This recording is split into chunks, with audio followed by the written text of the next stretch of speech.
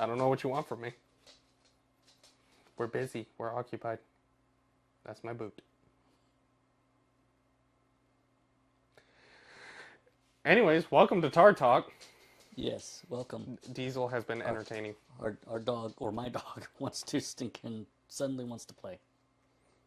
This whole time, He's been chilling, laying down. and then all of a sudden I sit down, and he's like, play, Yeah. That's the universal symbol. right? He sat down. It's like, he's relaxing now. We can't allow that. Nope, not allowed. It's like dogs and women. Yeah. That's how it goes. I love my wife to death, but I'll sit down to eat dinner. Can you give me some water? Sure. No, the thing for mine is not even is like the opposite. I'll be just sitting there doing nothing, or doing something. Usually I'm doing something, but I'm just kidding, sweetheart. I really do love you. and then She watches this, so she's gonna watch that part and be like, "Oh, that's how you feel about it, huh?" no, I've already told my wife this so many times. It's like, You've also why do you do this? You've also been married for more than 10 years. Right? I haven't even been married for 2 yet, so Right. So yeah, it's one of those things where I'll get up. It's like, oh, while you're up, can you get? It's like, I'm not even going that direction. It's like, yes, but your hiney is higher than hers, so pretty much. It's like, that oh, means come on. that means you got to do it now. Oh, married life. I'll never trade anything for it though. Oh, Um, never. I love it too much. It's like, speaking of things like that. It is fine. I'm actually gonna let me go on a tangent because we're trying the structured conversation, but you actually reminded me of something. I remember when I was single and wanting marriage and stuff. Someone actually told me you need to be happy in your singleness first, otherwise you'll never be happy in your marriage. I was never happy with my singleness. I always wanted marriage. I was like, I knew from when I was an early teenager, like I want to be a husband, I want to be a father one day, I want to love somebody. I've always wanted that. I don't know. I don't know about that. It's like, Yeah, I don't think that's. although I'm that guy who I didn't. Singleness was fine. It's whatever. I didn't care. It wasn't like I actually wasn't looking for my wife when I met my wife. So it's like, so it was a little weird. But Yeah, I mean, I was, but it's like I was never happy in singleness. It's like I want to be married, and I'm loving every minute of it. Yeah. And so to that guy, it's like you need to be happy in your singleness. No, you don't. I think sometimes you being very unhappy in singleness might be a sign that maybe you should try to find the right person and Right. marry them. Yeah. Some people have some weird advice. Yeah. It's like, you need to do this. It's like, dude, sorry you got married when you were 40, Right? but I don't want to wait that long. It's like, who peed in your Cheerios this morning? It's Right. Like, But anyways, I had to get that off my chest because you reminded me of it, and I was like, that was probably the worst advice I ever received. Because it was 100% inaccurate.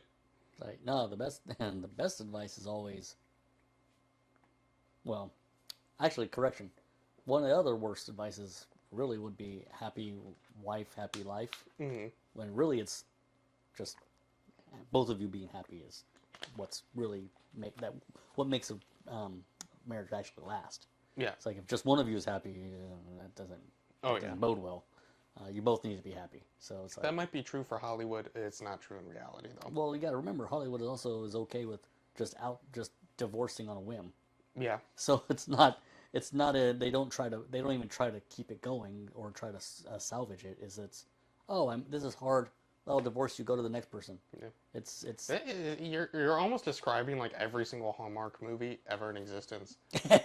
There's this woman who's engaged to be married to somebody else, and he's got a 401k, he's got a high paying job, he's got he's all around, he's a good guy, but her high school sweetheart who's running some tiny little mom and pop shop that's losing money because they were high school sweethearts. Oh, I'm gonna leave you and go get back with him. right. Or maybe in some cases kind of cheat on you and then get back with him. And it's like, dude, so you're mad because he's working past 5 o'clock, but he's providing a living for you. Like, he's providing you stability. Right. And it's like, why is that frowned upon?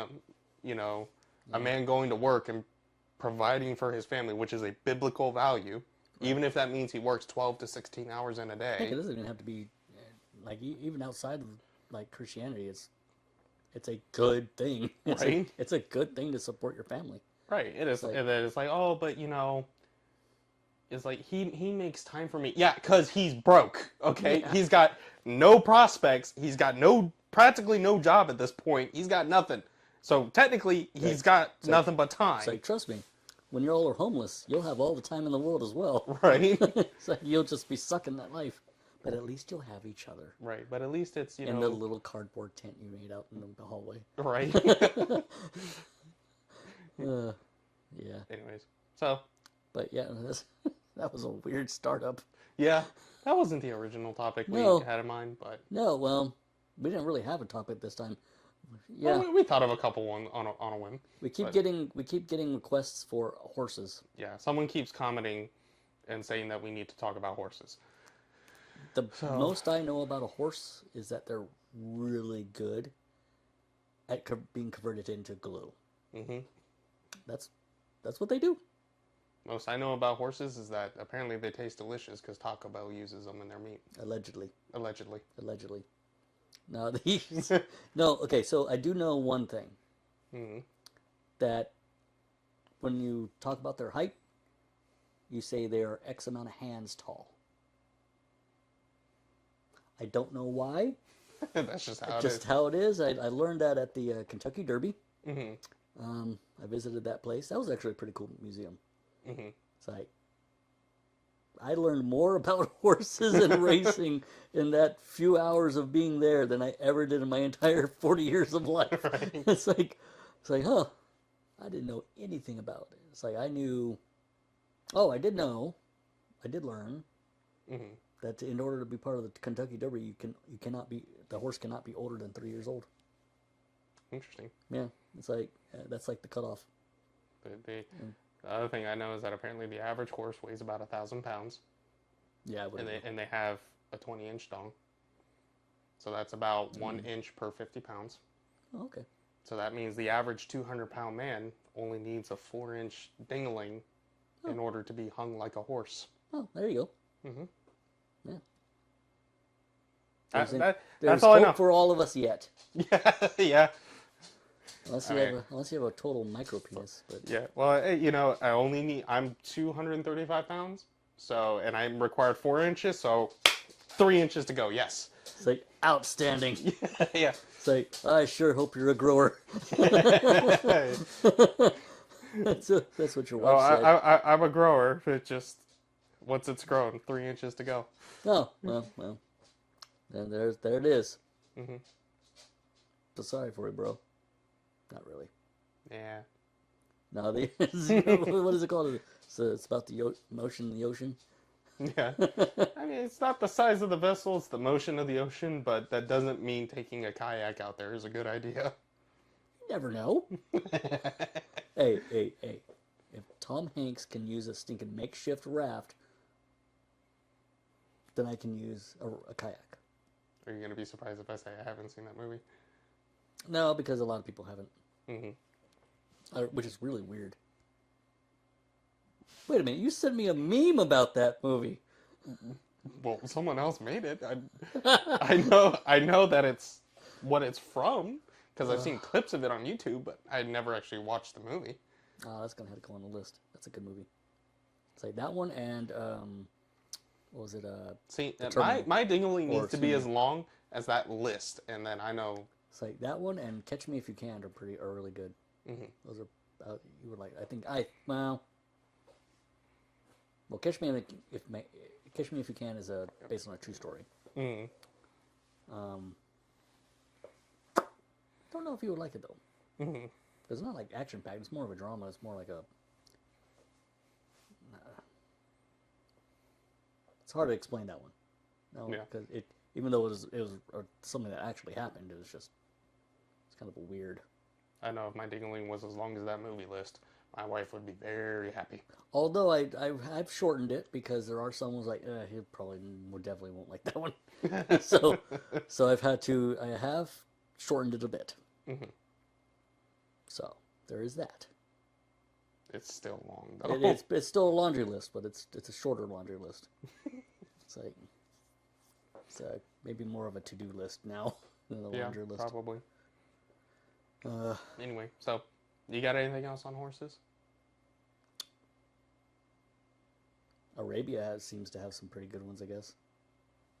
Sure. I know cowboys use them too. Yeah. Although My wife screams horsey every time we see one. my wife does the same thing with cows. Yeah. Cows. Yeah.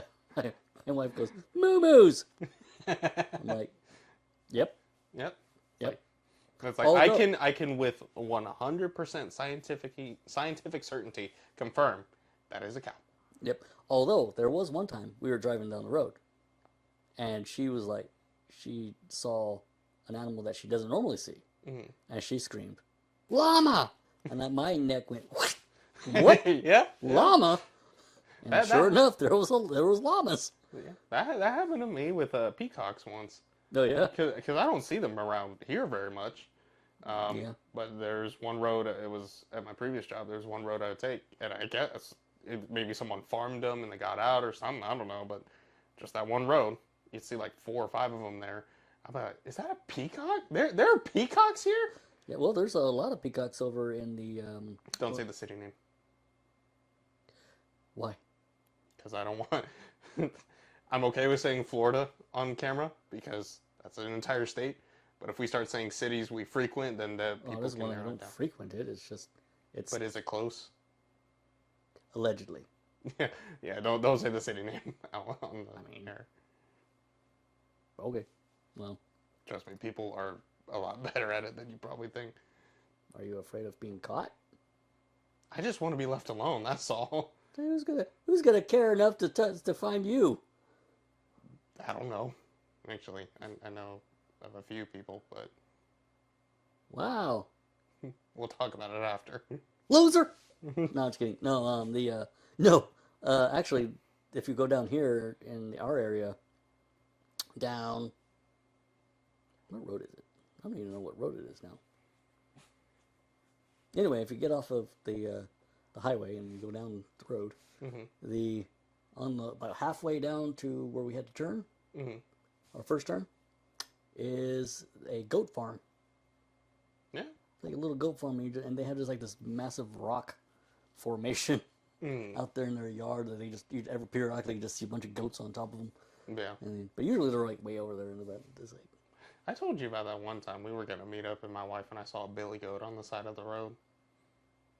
We had yeah, it was a big goat. It wasn't one like those tiny little ones. It was a big old billy goat.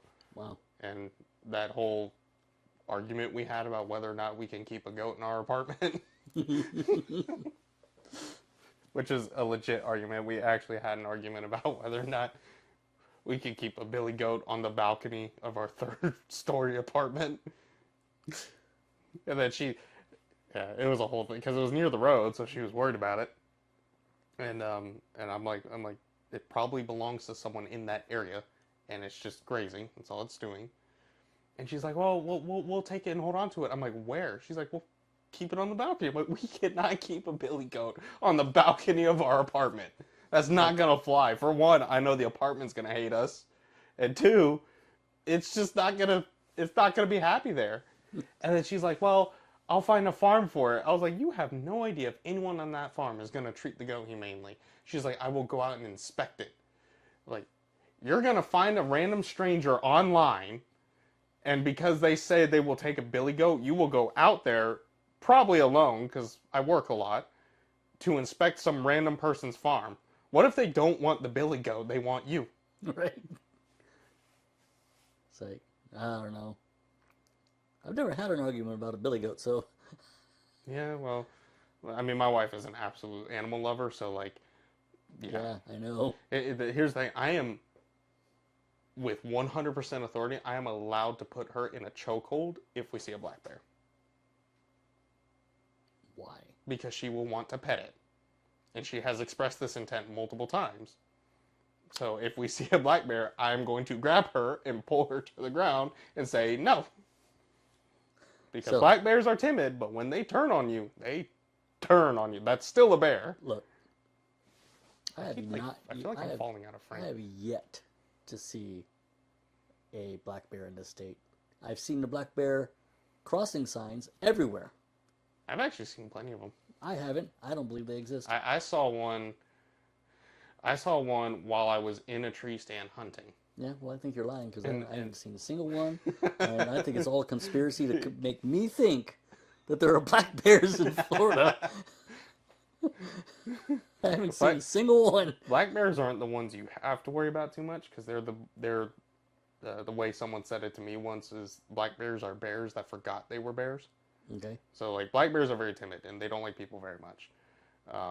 So they say like if you see a black bear, then like like make yourself big. If you have like a jacket or something, like maybe try to like hold it up so you look bigger to it. Make a lot of loud noise and stand your ground and stuff. If you see a brown bear or a grizzly bear, like just leave it alone, and if it comes after you, just play dead. Unless you have like a 4-4 Magnum like I do.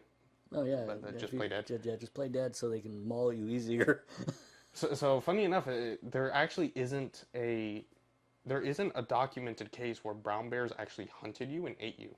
Anytime a brown bear has killed someone, the body's been left alone. So that means it's usually done for territory or to protect cubs, usually. So they don't actually hunt you and eat you. The reason why they say play dead is because once they see you're no longer a threat, they'll walk away and leave you alone. Allegedly. Yeah. So it's like you lay down, try to lay down on your stomach and protect your. The real question is, are there any documented cases of that actually happening? Of what? Of someone playing dead and surviving? Yes, actually, there's plenty of them. There's dozens of them. Not really in Florida because Florida doesn't have the environment for brown bears. Well, obviously. So you're going to see those. I'm not worried about brown bears and grizzlies here. I'm just. Yeah. I did used to live in an area with those. Yeah, like, so they're up in like the Colorado Rockies and stuff. Alaska too is a big one. California. Yeah. But yeah, no, there's plenty of like documented cases where like the person just went limp and the bear just, it fumbled with them and it hurt them a lot, but it just walked off and left them alone. After it saw it wasn't a threat. 9 times out of 10, if they're attacking you, it's because of cubs. They'll probably attack you because they're trying to protect a kill, or they may attack you over territory reasons. But they don't actually hunt you to kill you and eat you. So what you're saying is, if I find out that they're trying to protect a kill that they made, I need to kill it and then take their kill. You might run into some problems because they are also a protected species. So I don't care. Then sure, go for it. Like I said, if you got a 44 Magnum because 44 Magnums are really good for bears. Yeah, if you got one of those, and it charges at you, yeah, pop it real quick. But if you don't have that, steer clear, back away slowly, and if it mauls you, just if it comes after you, just lay down, cover your neck, lay on your stomach to protect your extremities, and it'll probably do. Get on top of you, bite you, and kind of maul a little bit. But once it sees he says, as if he's experienced it firsthand. Well, I mean, I studied. Here's the thing: if you see a polar bear, like you're up in Canada or something, and they do have them in Canada, if you see a polar bear, say a prayer to God because you're about to meet them. Polar bears, all of their diet consists of hunting and eating meat. Yeah. Okay. So they because.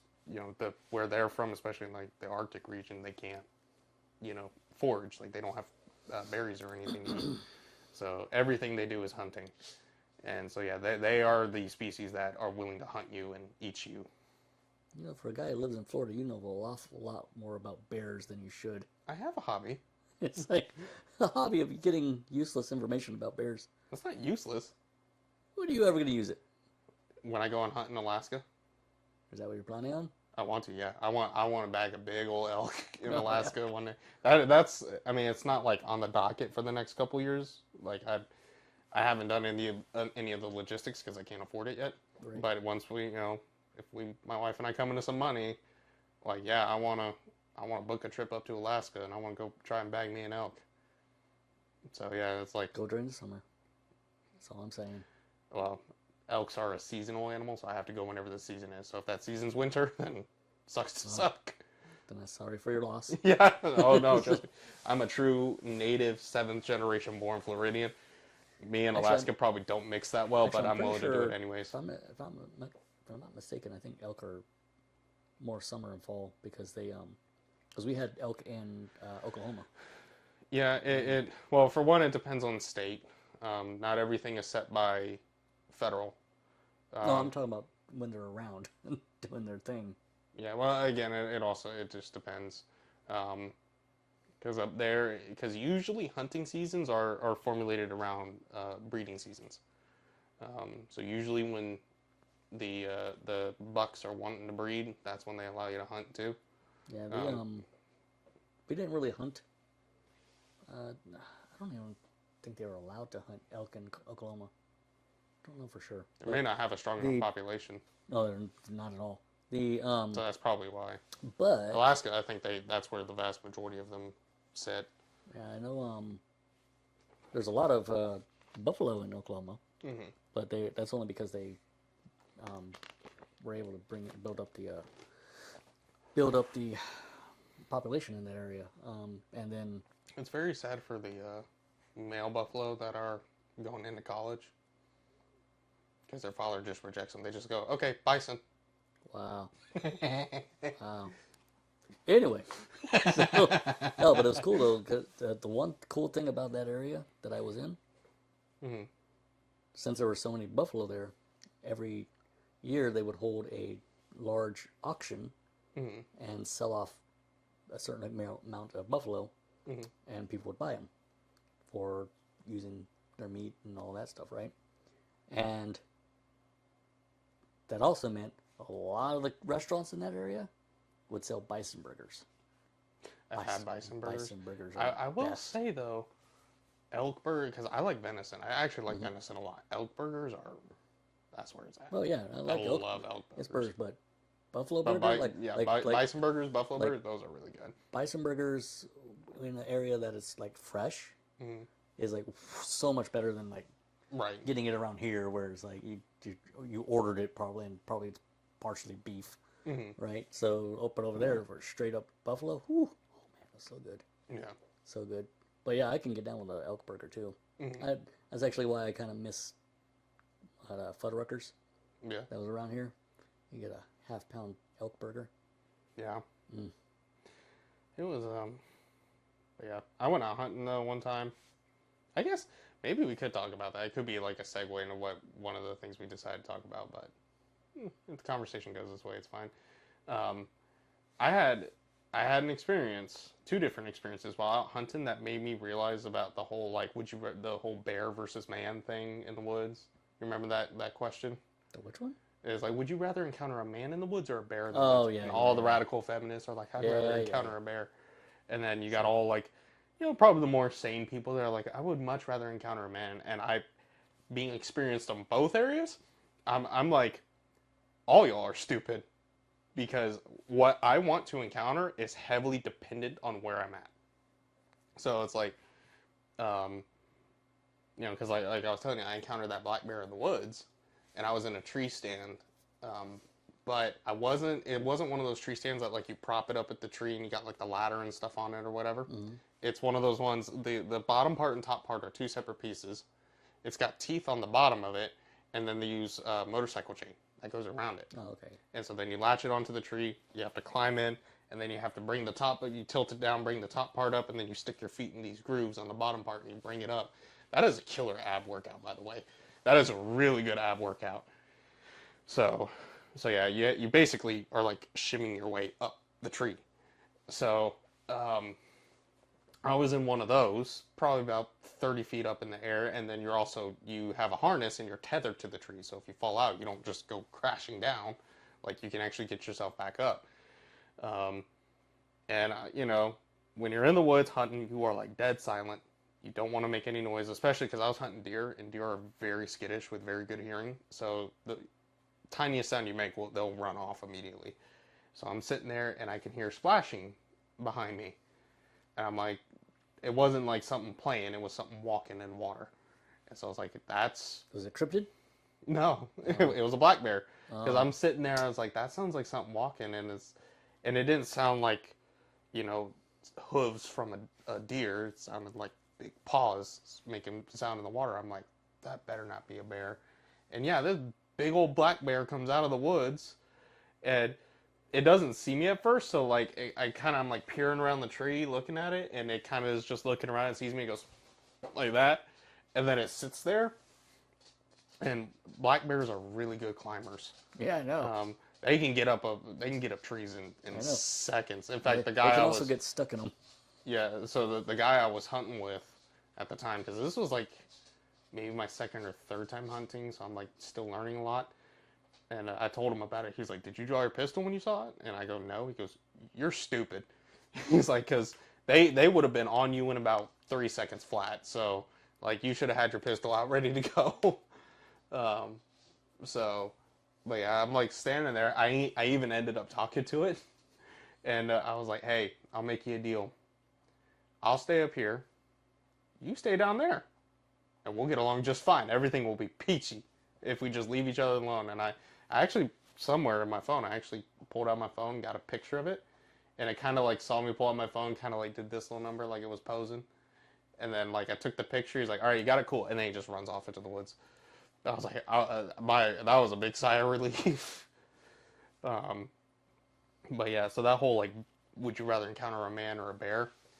Is like that really depends on where I'm at. Cause like, am I in the Colorado Rockies, or am I in Florida? Am I on private land where they do hunting leases, or am I on public land? Because those are factors I have to consider. It's like, I don't think that's where the dilemma is supposed to be about. That's not what it's about. But I have experience. But this is why I think anyone who's talking about that is just dumb, because there are some people where it's like, you know what, I'd rather encounter the bear than you because you're just weird. Yeah, I mean, so like if I'm in the Colorado Rockies, like I want to encounter. Obviously, it all depends on in real, in the real life. Yeah, that's the case, but it's not. If I'm in the Colorado Rockies, that's not really what the person's asking when they say, "Would you rather talk about or meet a bear or a man in the woods?" It's not. They're not asking you. Would you rather meet a grizzly bear up in the Rockies, or they're not. Well, so let me finish. They're not asking. Let me finish. If I'm in the Colorado Rockies, then yeah, like 11 times out of 10, I want to see another person. But like if I'm down here in Florida, well, Florida's got black bears. They don't really have brown bears, so they're, black bears can be hit or miss. Usually they don't attack, but when they do, it can be bad. So it's like, it's like, all right, am I on private land or public land? Because the thing about private land that does hunting leases, you have to pay per year to be able to use that land for the whole year. And that usually deters, for some reason, maybe it's because a lot of these people are broke, but that usually deters the unsavory type. And then public land is, as long as you have the right licenses and permits, it's free to hunt on. So that's why it's like, I actually had an experience where it was right after a tropical storm. So it was we had a hurricane one year, and then a couple months later we had a tropical storm. And I was supposed to go hog hunting out on public land, and I went out there to go scout at first because that area was prone to a lot of flooding. So I was like, let me see how bad this flooding is. And so I go out there, and I see some dude in jeans and a blue t-shirt and an orange vest, and he's talking to a group. I'm like, okay, maybe he's like, maybe he's like just teaching them something or whatever. Like he's like helping them scout or whatever. They're friends, whatever. I walk out. I get to a point where it's too flooded to keep walking, so I turn around and walk back. That same dude stops me and starts talking to me. And he's like, oh hey man, like what you out here doing? I'm like, I'm scouting. And he's like, oh, what are you trying to hunt for? And I tell him I'm trying to hunt hogs. And he's like, oh cool man. He goes, I know where they are. Is like, because the place I was going has 3 entrances to it. And so he goes over, he's like, if you go over to the 3rd entrance, once you get through the gate and you turn right and you walk all the way down to the end, and then you go back in, you'll find out where they like to nest and where they like to huddle up at night. So if you get there right before the crack of dawn, like you'll have easy pickings or whatever. And I'm like, oh, okay, cool, thank you. And he's like, yeah, no, come on, I'll show you. I'm like, no, you and me are not friends. He's like, I don't know you, I don't trust you. And so when I told him, I came up with some stupid excuse like, hey man, I gotta get to work later, which was kind of true, but I didn't have to be at work for like another 5 hours, so I had time.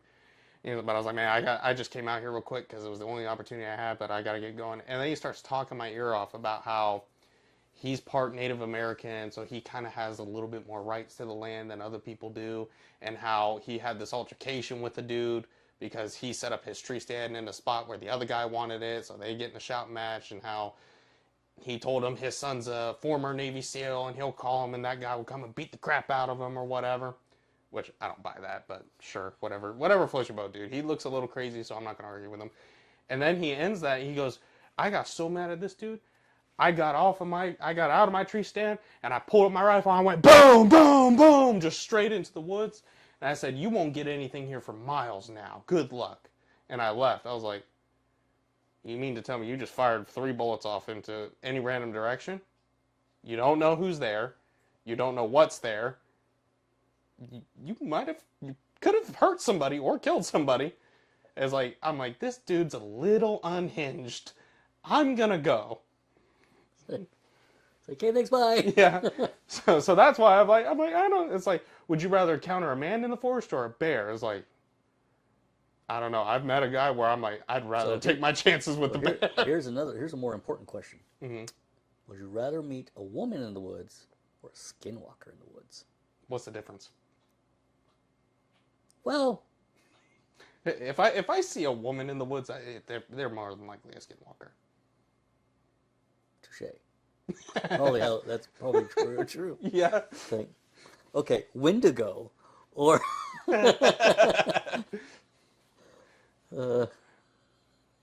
probably the Wendigo, to be honest.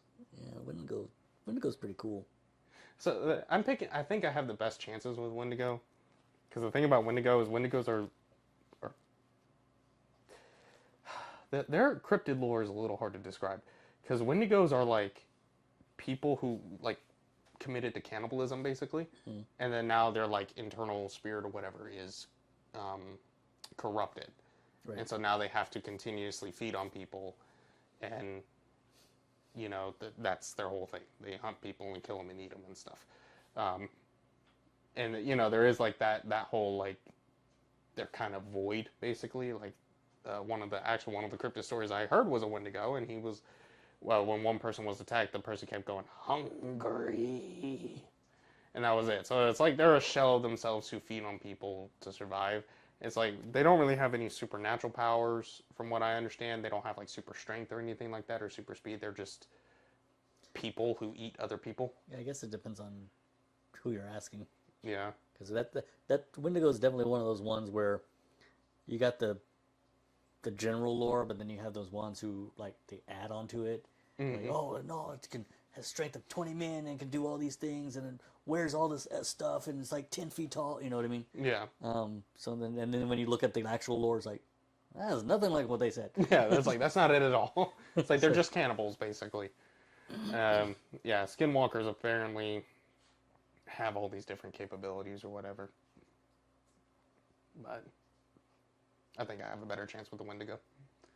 I remember when that was like a big thing, like the Wendigos and the Skinwalkers and stuff, the memes and stuff that were coming online, and they would make fun of it. They're like, you know, show like that meme with Willem Dafoe where he's like, right, and it's like the Wendigo when I pull out lubricant because I went into the woods for some Windussy. It's like what? No, It's like if those creatures were real and they're doing stuff now, y'all picked a really effed up generation to start doing that, right? Because these are because of like all like the whole addiction to smartphones and things like this is a very lonely generation. Yeah. So they'll pull a Uno reverse on you real quick. And then you get those forests in Japan that they literally go out there to commit unaliving. Yeah. It's just literally the only reason that those forests are like famous is because people go out there and yeah, it's like, and it's just increasing with the new generations. Well, it's more famous because of Jake Paul. Hold up. No. Anyone who watches this and knows about that, they're gonna be like, "Oh, we're bringing that back now." Yeah. Anyways, so we were on the topic of hunting, Devin. What is a common tool used for hunting? Bare hands. I think that counts as foraging. I kill bears with my bare hands. Well, yeah, but you're not hunting the bear, you're foraging the bear.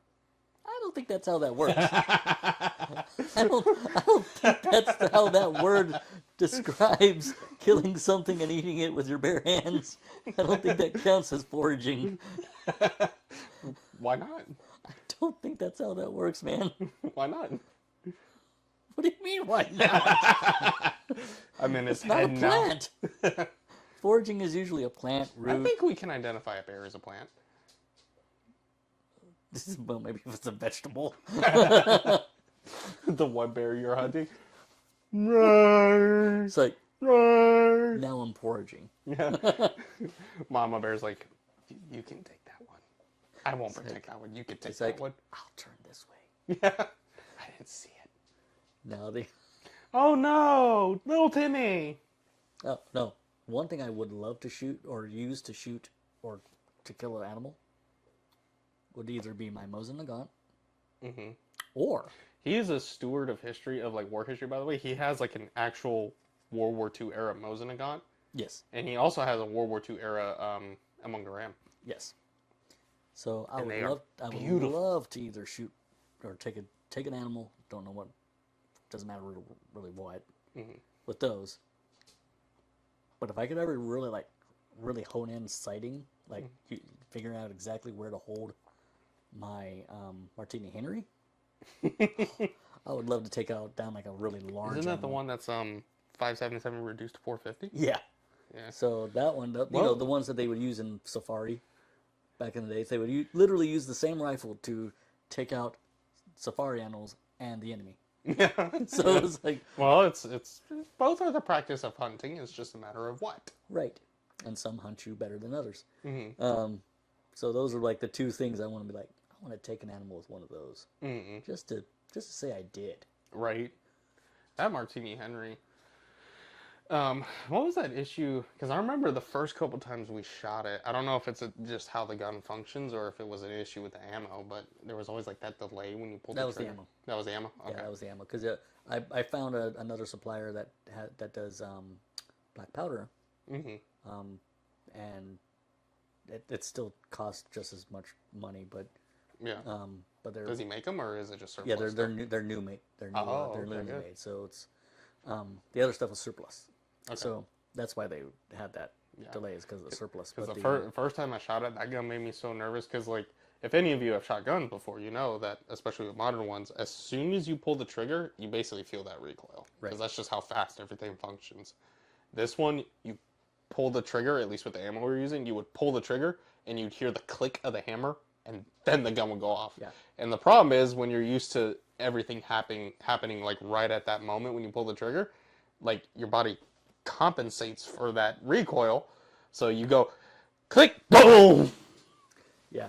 And I remember it was like me, you, and our mutual friend. We were shooting that one day, and I think only hit like one shot. Yeah. Because it was just well, the thing is, it's sighted for I think at the time you had to actually aim at a certain with the sights. Is at 100 meters. So everything else is Kentucky windage. Right. So, or beyond, because you can adjust the sight, the rear sight. But, so I would have to figure out like a certain intervals of how far, where I need to hold, like aim to hit the bullseye at each distance. Right. So I would actually have to do a little homework on that particular one. The Mosin, not so much. That's pretty dead on up to like 200, 300 meters. Yeah. So I just have to. If we go to the one place we went to one time, you might be able to use it on a hog for the iron sights. Yeah. Because those were pretty close. I just don't want to. Although I did consider the idea of replacing basically bubbling it for a little bit and just putting a sight on it, like a red dot of some sort. Because I have a conversion kit where I can put a rear sight on that. Right. And what I could do is I could just put a red dot on it and then use that red dot, sight in the red dot, get it good. Right. And then use that. And then take it and then put the original one back on afterward.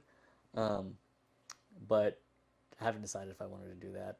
I thought about using what do they call it? I have my oh my watch. Whenever I'm like, whenever I'm looking off camera, like he has like a wall of guns over there. Usually when I'm looking off like this, that's what I'm staring at. Yes. Because So- it's full of historical guns and it is beautiful.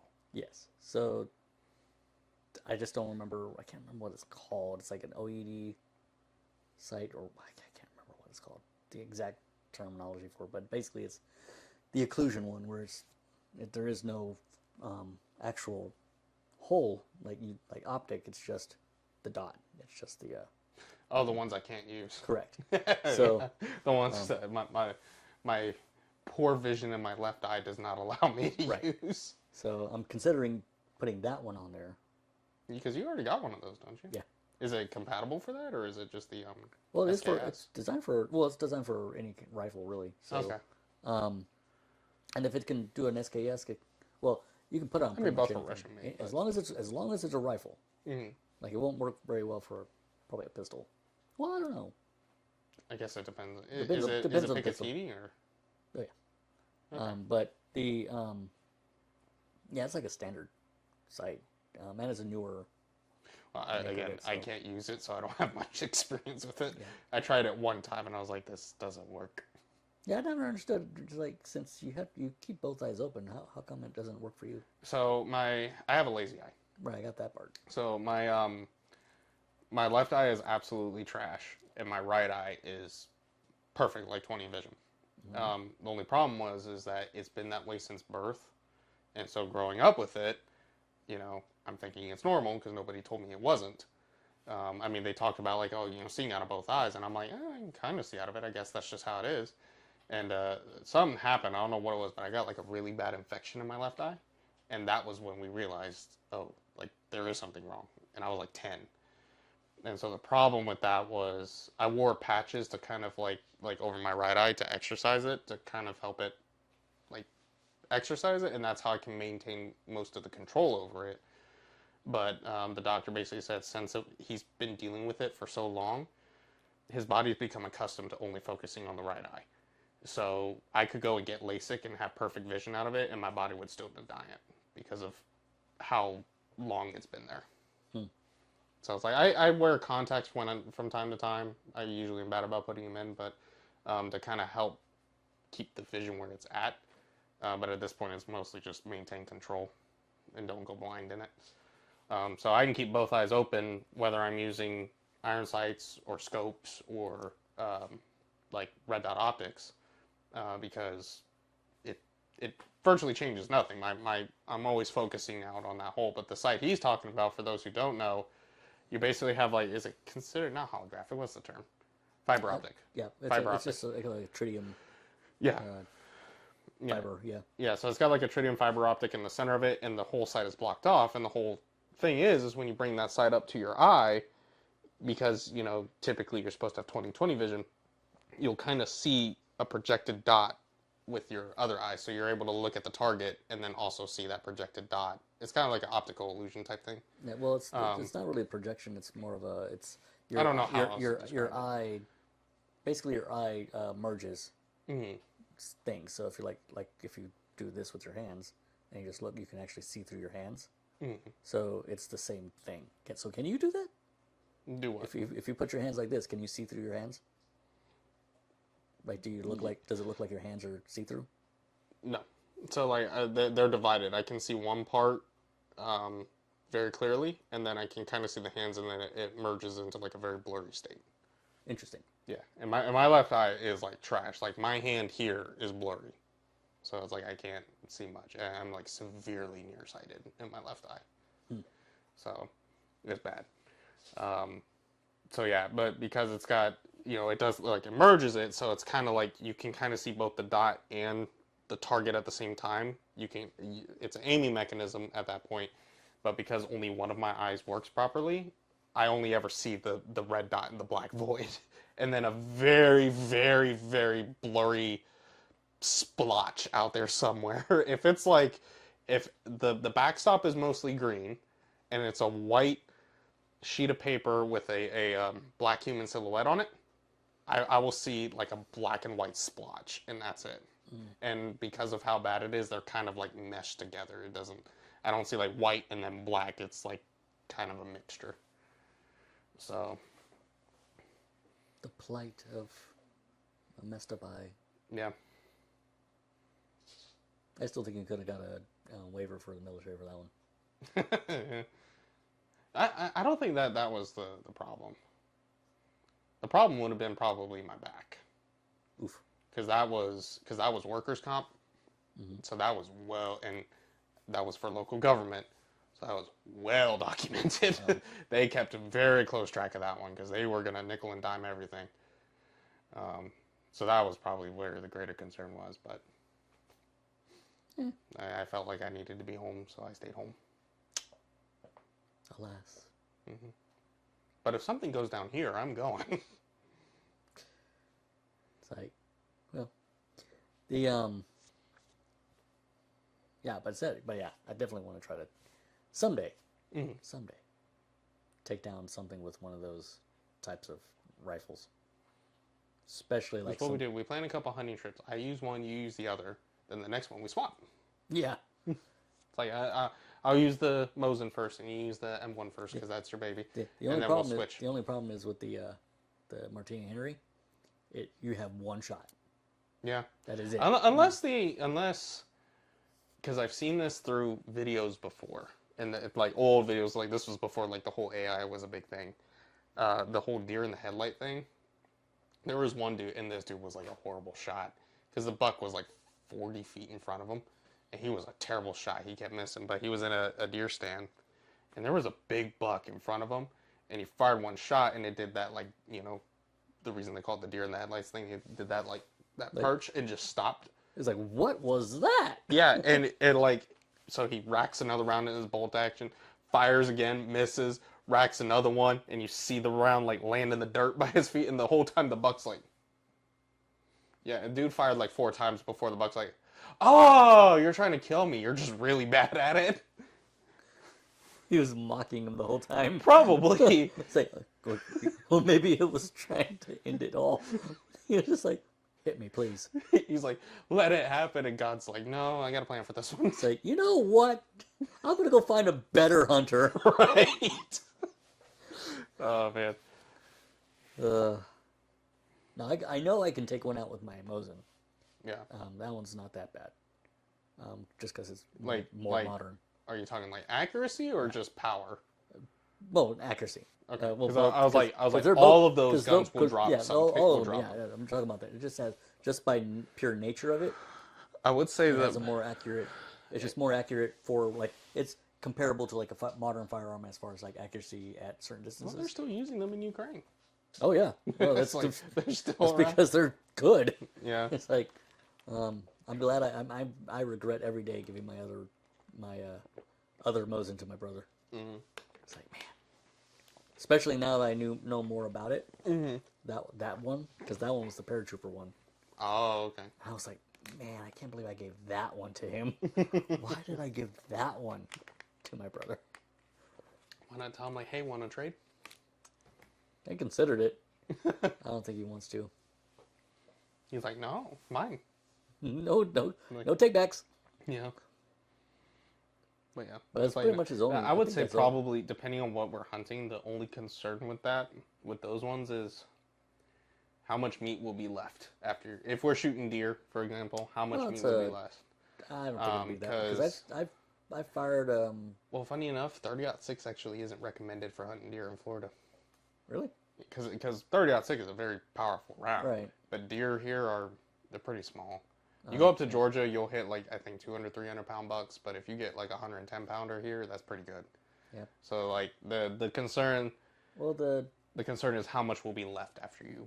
The Mosin probably won't be that bad because the Mosin, even though it's a larger caliber, it's still the same caliber as 30-06, but the powders or the casing doesn't hold. It's not nearly as hot. Yeah. As a 30-06. 30-06 is screaming, right? And it's putting a lot of energy into those things, which is probably why they don't want you to do it.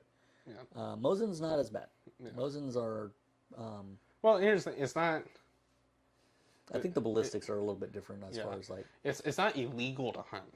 It's just not recommended because once you hit that animal, like that force is that energy is going to transfer, so it'll tear up some of the meat. And so the reason it's not recommended is because if you kill something, you probably want to eat it. So it's like try to preserve as much meat as possible. Honestly, I think the Mosin would actually be probably a pretty good one just because of the way the round is. Yeah. So it actually might be okay. Yeah. As far as in comparison to a .6. As far as Florida goes, I don't think there's any caliber restrictions on hunting. So if you want to go out there with a 50 BMG, like more power to you. But there will definitely be nothing left after you shoot that. There's nothing in here that's like big enough to warrant to need a 50 cal. But that's what I'm saying. Like if you want to, you can. There will just be nothing left. Right. It's not illegal. But I would also want to mind trying to use the trapdoor too. Yeah. But we do have magazine restrictions here. Yeah. There are no magazine restrictions for your sidearm. Because it's kind of a common practice. You go out when you go out hunting, you have your rifle, but you also carry like a pistol. Usually, like a 44 mag or something. Because that'll drop at roughly about the same things that you're trying to hunt if you're close enough, but also like if you see a bear. For bears, you kind of want that bigger caliber. Yeah. Because if they're hyped up on adrenaline coming after you, and two, they're very big, fatty basically animals, nothing less than a 45 ACP. It's like for that 45 ACP you don't want 45 ACP for a bear. Oh, not I'm talking. Well, it's better than nothing though. But the well, yeah, I mean, I've seen bears get dropped by a 45 ACP. It's like you just had to put a lot of them in it. Exactly. I'm just saying, instead of having to go and buy another 44 Magnum, if you have a 45, at least you have something at least somewhat. Yeah, I mean, I wouldn't go any lower than that, but that would be the thing. Yeah. But yeah, if like he said, 44 mag would probably is more the ideal. Yeah. I think the standard commonly recommended hunting practice for bears is 200 grains or more, moving at over, I want to say it's like 1,000 feet per second. That's the general measurement for killing a bear if you need it. 45 ACPs are 230 grain, but they're usually moving at like 900 something or 800 something feet per second. I think one of the rounds I've seen, I don't remember if it was FMJ or JHP or whatever, but it was like 830 was the estimate feet per second. Also depends on the firearm. Yeah, barrel length plays a factor. In case you can't tell, Devin and I are 2A enthusiasts. Yeah. So like guns and gunpowder is our thing. Yep. But yeah, that depends. But 44 Magnum, usually around 200 grains, and that is for a while. 44 Magnum held the crown for the largest handgun caliber on the market. Oh, I know. I've seen Dirty Harry. Yeah, and then I think the 500 Magnum came and pushed that out. And then there's a little bit of debate because of Magnum Research, but Magnum Research made a revolver that shoots the 45-70. Okay. But that was originally a rifle caliber. Right. And so now there's debates like that probably technically doesn't knock 500 off because 500 Magnum was made as a handgun caliber, whereas I mean, shoot, if I make a big enough revolver, I can make a 50 BMG revolver. They exist. Yeah, they do. It's like... It's a 50 BMG pistols do exist. Yeah. Some people, I think the 45 is... The 45-70 government is the largest handgun caliber, but I don't count it because I'm like, that's a rifle caliber that they made a revolver with. I don't know. I've fired a lot of... When I was an instructor, I fired a whole bunch of really large caliber stuff, so... Smith & Wesson 500. Diesel's chewing himself. Yeah. Smith & Wesson 500 I fired. And the Desert Eagle 50 AE is pretty intense. Although I'd much rather shoot the 500 than the 50 AE. Just because I don't like the Desert Eagle in and of itself. It's kind of... Is it just too snappy or is it uncomfortable? Or... It's uncomfortable to shoot. It's just not fun to shoot at all. I haven't shot one of those, so it's not. I want to shoot one, well, just so I can say I did, but I don't have. Basically, what ends up happening is one, since it's a large pistol, Mm. right? Sorry, Unless I you thought have- I saw your computer do something. No, I'm like, unless you check have, and like- make sure unless what you have, happened last time isn't happening. Oh, Or my phone just like, I'm done, I quit. no, unless you have like super little, like huge hands, no one's comfortably holding that thing. I mean, I think, No, not even you. Like even your hands are not. Like mine are small, but even larger people have a hard time holding it, just because. so what you're saying is, only Chuck Norris can use the Desert Eagle. Comfortably, yes. Yeah. Yes, everyone, people Walker, Texas Ranger. say, I did watch that when I was a kid, by the way. So did he use a deagle? yeah, he used a deagle, I think. I do They believe do it was have- a deagle. They I'm do pretty sure have it was a deagle. a 45, or excuse me, a 44 Magnum version. They also have a 357 version. Right. So it could have been one of those. When was that developed, though? That's the thing. Which one? The 44 or the 357? That's a good question. Actually, I don't even know when. Because I think Magnum Research did that. They were the Yes. ones who developed it. Yeah, But I thought that was they like a call them newer the, trend. Yeah, they call them like the baby deagle and all that stuff. Yeah. But I thought that was like a newer trend. Like they did that in know. the modern day. But I think in No, I Walker, think- Texas I think Ranger days, the- I think it was the 50 AE. Well, yeah. I'm fairly certain he used the deagle. When did you? Walker, Texas Ranger was the 80s, I believe. I'm 90s. Was it 90s? Yeah. Well, Are we early 90s, but it was in the 90s. Let's see. Let's find out. So, Walker, Texas Ranger. So yeah, it aired in '93. Oh, okay. It went till 2001. Wow, I did not realize it went that long. I remember watching that and the old MacGyver, like the original MacGyver. So okay, wait. Say, all right. So what pistol? Spell pistol correct.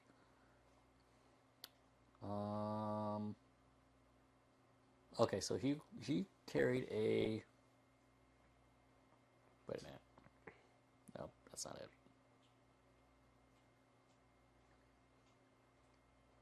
See, now we just have So to watch he Walker, Texas carried Ranger. he carried a 45 ACP. Did He he? carried the Smith & Wesson Performance Center CQB in 45. I could have sworn it was a deagle. But it does look me see it? it does look a lot like the Granted, it's been a long time since I've actually watched that one, but Chuck Norris is an icon. Let me see it. He's a national treasure, what he is. It kind of just looks like the SIG P226. Yeah, but apparently it's a Smith & Wesson CQB. Which Not- one came not- first? I don't know. Because one is copying the other. Probably. Maybe it was in later seasons, because it did go for a while. Well, So I maybe- guess that at some point he carried also. What was this one? Apparently, he also carried. He probably carried multiple ones over the course of the series. I mean, it was stinking. It was an 8-year series. Yeah, so I mean, surely they were like, here, let's because apparently sometimes he would carry. Oh, here we go. All the ones that he carried. I think this is the one you might be thinking of right here. Because apparently you carried one of those at one point. That might have been. That's a UMP. Yeah, so I'm guessing this is probably. But it was 9mm. I carry a 9, so I can't say anything about it. But it also shows like some of the rifles he did and all that. So I don't know. None of them are the Deagle though. I could have sworn one of them was a deagle. I wonder if maybe you saw one where he like some bad guy had a Deagle and he acquired it Maybe. and fired it, and then at like the one episode where he used it that like stuck in your brain. It's like, Oh, he's yeah, like, that 'cause- was a cool pistol. Yeah. I'm like, America. Well, Israel. So what you're telling me is it's the Jews. It's like IWI, the Jews. It's like no, the You know the story behind the deagle, right? Like why they were trying to do it or what ended up happening. So they wanted they was supposed to be a service pistol. Right. Like it was designed to I did remember reading that. Like they put it through the service pistol, but I didn't know if that was like the original intent. Yeah, it was. So it was designed. It was supposed to be designed from the ground up to be like this, just end all be all super pistol. But it was so unwieldy in combat.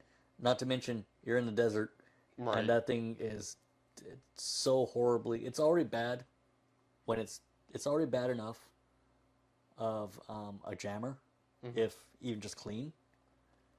It's 10 times worse when it's out in the desert and getting dirt and all that stuff inside of it. So it's just not a good service pistol. Right. But it's a great fun pistol. The one that you tell your girlfriend to shoot and let her smack herself in the face, that kind of stuff, you know, and record it on video and throw it onto YouTube. If I had done that, my wife would have cried.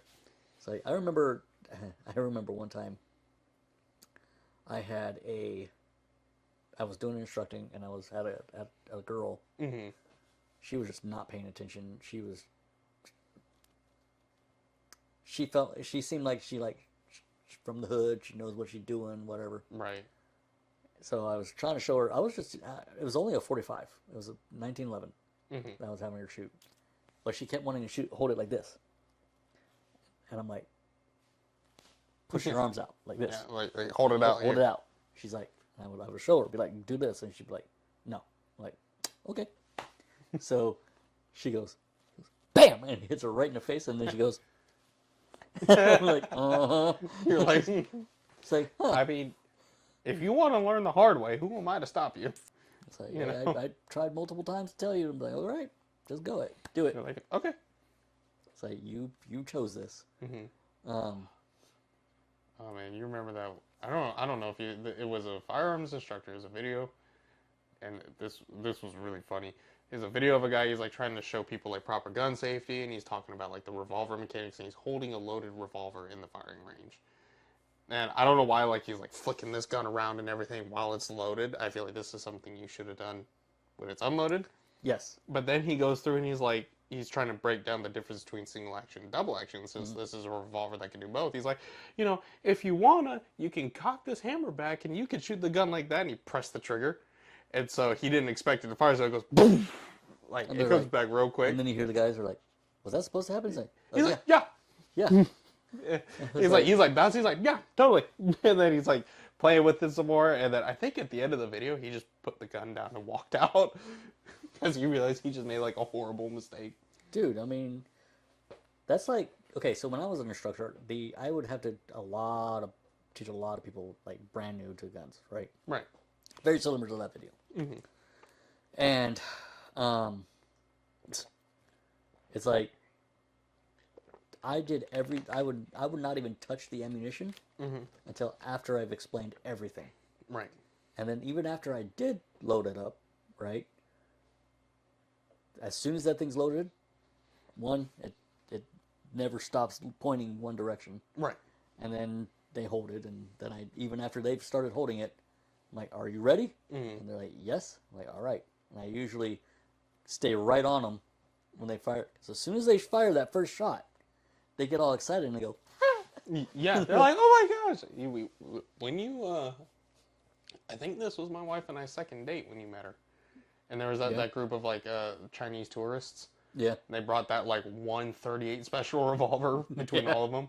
And so my wife and I's second date, which we went to a outdoor gun range, and I brought him along because I wanted her to meet him, and so we shot at the rifle range. We went to the pistol range so I could show her how to shoot handguns. And yeah, there was like a group of like tourists from China or something. They had like one gun collectively between all of them. There's like 10 of them there, and one lady gets up and everyone there is doing almost everything wrong. So we're kind of watching them. But this dude used to be a firearm instructor, so he's like locked in like a heat-seeking missile. And she fired 2 rounds out of that and got so excited and turned around. And this dude, I've never seen him move that fast. He got off of his chair and booked it straight to her and just grabbed it out of her hand and then set it down. It's like, I was like, here, all I did was say, hey. And he does not work at that range. No, I don't. Like he was just that was when all the training from past years So kicked in. He's worked. like, it's gonna happen. I know it's gonna happen. He's like, there it is. Yep, I knew it. I knew it. It's like, I've seen this before. It's like, wait, I've seen this one before. Yeah. It's like, You gotta tell that story about the that one cross-eyed lady you had shooting at the range. jeez. So there was I was an instructor in Vegas, Las Vegas. I know, which automatically seems like you would encounter everyone from all crowds because Vegas is such a weird place. Oh, So, yeah. like you see some people who like they grew up around guns. They currently have guns. They use guns all the time. Right. So like they just go in to shoot. If I were to tell you like some of the people I met there, it's like, what? So Yeah, but then you get the complete other side of the crowd too. and I literally would go from one moment I'm talking like a spec ops dude, like retired or whatever. He'd shoot guns all the time. I'm just hanging out with him because he doesn't need me to show him anything. Right. I'm just at that point I'm just there as a range safety officer. Right. For them. I'm not doing any instructing. I'm just making sure everything's okay. And then I go from that to going to instructor mode, teaching people from like France or China or something like that Right. who never touched a gun. The only thing they've seen about a gun is from TV. So I'm having to show them. Or if you're from, well, actually, I don't know. If you're from Hong Kong, in Tiananmen Square. Yeah, but those are tanks. No, they lit some people up with rifles too there. Well, so anyway, so there's this group of This is America. I could say that if I want to. right. No internet censorships here, which I might tell that story later. But go ahead. So anyway, so there was this bachelorette party that came in, and you got the bride and the bridesmaids and all that doing their thing. There was like 5 of them or something like that, and they all came in to shoot, and they were all going to just shoot what we call the rifle package, where you get 4 different types of rifles, right? So you start out with like a 22 AR style firearm, a M4. What was the other one? There's some other one. It was an AK, and then a sniper rifle. Okay. That's what it was. So, and they were all going to do the shooting, right? So, this one girl though, all she wanted to do was shoot the AK. So she only paid for the AK. She didn't do anything like extra stuff. But as soon as she came up, they're like, "Oh, by the way, she's cross-eyed." Like, "Oh, okay, that's fine." And I try to be like, "Do you have a dominant eye? Even though you're cross-eyed, do you have a dominant eye of any sort?" She's like, "Yeah, it's still the right eye." It's like, "Okay, cool." Yeah, that didn't help at all. So what I did was I brought It's dominant, but it's dominant, not different. It's like the dominant eye was a very relative term at that moment. Right? So before I had her shoot, I went ahead and brought the target up pretty close, right? That way she can it'd be a lot closer and a lot easier for her to hit it. So allegedly. Allegedly. It was only about maybe 15 feet, not even that away from her, right? And we were at the very far end of the lanes, so the very far lane. So she's sitting there shooting, and I always start them off at semi-auto. Right. Because you could go full auto with our AKs and all that stuff. But I always have them start with semi. That way they understand the recoil, all that stuff, right? So I'm just having her shoot. She's shooting. She's not even touching that paper. Right. She is hitting the wall. Pow! Pow! I'm like, I literally grabbed it and I go, all right, basically, she's like this, and Devin just comes and is like, yeah. okay, now go. Yeah, and I basically held it for her. Yeah. And she was hit to where she can hit the paper. So I just let her. I didn't even have her do full auto. I just said, just spin it all and just go as fast as you can. But I'm not putting that on full auto. Right. No. So because the AK was also what we called the target killer. Right. Because they would, for whatever reason, they would walk up and then it would stop up and they would just destroy the holder. Right. And we would have to stop everything, bring it over, unhook it, replace it with a new one. It was just a whole annoying thing, right? It was like, hearing that story reminded me of the meme scene where I guess like an ex-wife or ex-girlfriend gets so mad at her ex, she goes to try and shoot him. and it's like fires like 10 rounds at him. And it reads like a news headline. It's like, oh, ex-girlfriend shoots at her ex-boyfriend, but miraculously none of the bullets hit him. The only problem is she looks like this. Right. She's just sitting there like this. It's like, and then it's like, miraculously, Right. It's like, that was that might have been that girl later on in life. It's like, Yeah, but anyway, so that I have a lot of instructor stories. It was like I've seen a lot of stuff over there, especially in Vegas. I haven't seen. Granted, I go to like just your regular like run of the mill outdoor range, or like if you don't know what you're doing, they won't teach you. They'll just kick you out. Right. Because these are like outdoor ranges where like they charge you $10 for the whole day. Right. And it's like state run. It's like I haven't had too many problems Yeah. or seen many issues if you like want to that. see the stuff like that kind of weird stuff, you have to go to the touristy indoor ones. Yeah. So those are the ones that they rent out, like weapons and stuff. Mm-hmm. Those are the ones you want. If you want a good time and see some really stupid things, Yeah. those are where you go. Right. Because those are the people who are coming from Europe Mm-hmm. and over across the pond, and they want to have either a Florida or a California or well, I don't really do it, Nevada, Texas. or wherever, these different places that do these gun tourism, essentially. Right. So they'll go there, and there's two things that you do in America. Mm-hmm. One, you eat junk food, right? Barbecue. Either barbecue or hamburgers or something like that. Like just something like that. Yeah. And just shoot guns. Yep. Everything else is like, oh yeah, we can do the nature stuff and the Grand Canyon and all that stuff. But the quintessential American things to do, shoot guns, eat junk food. Yeah, It's exactly. like that's what you do as a European. Right. So you come over here. So if you want to do that, if you want to see that kind of thing, you have to go to those kind of places. Now I do want to someday. I want to go, and I want to act dumb. I just want to be like, I don't know anything about guns.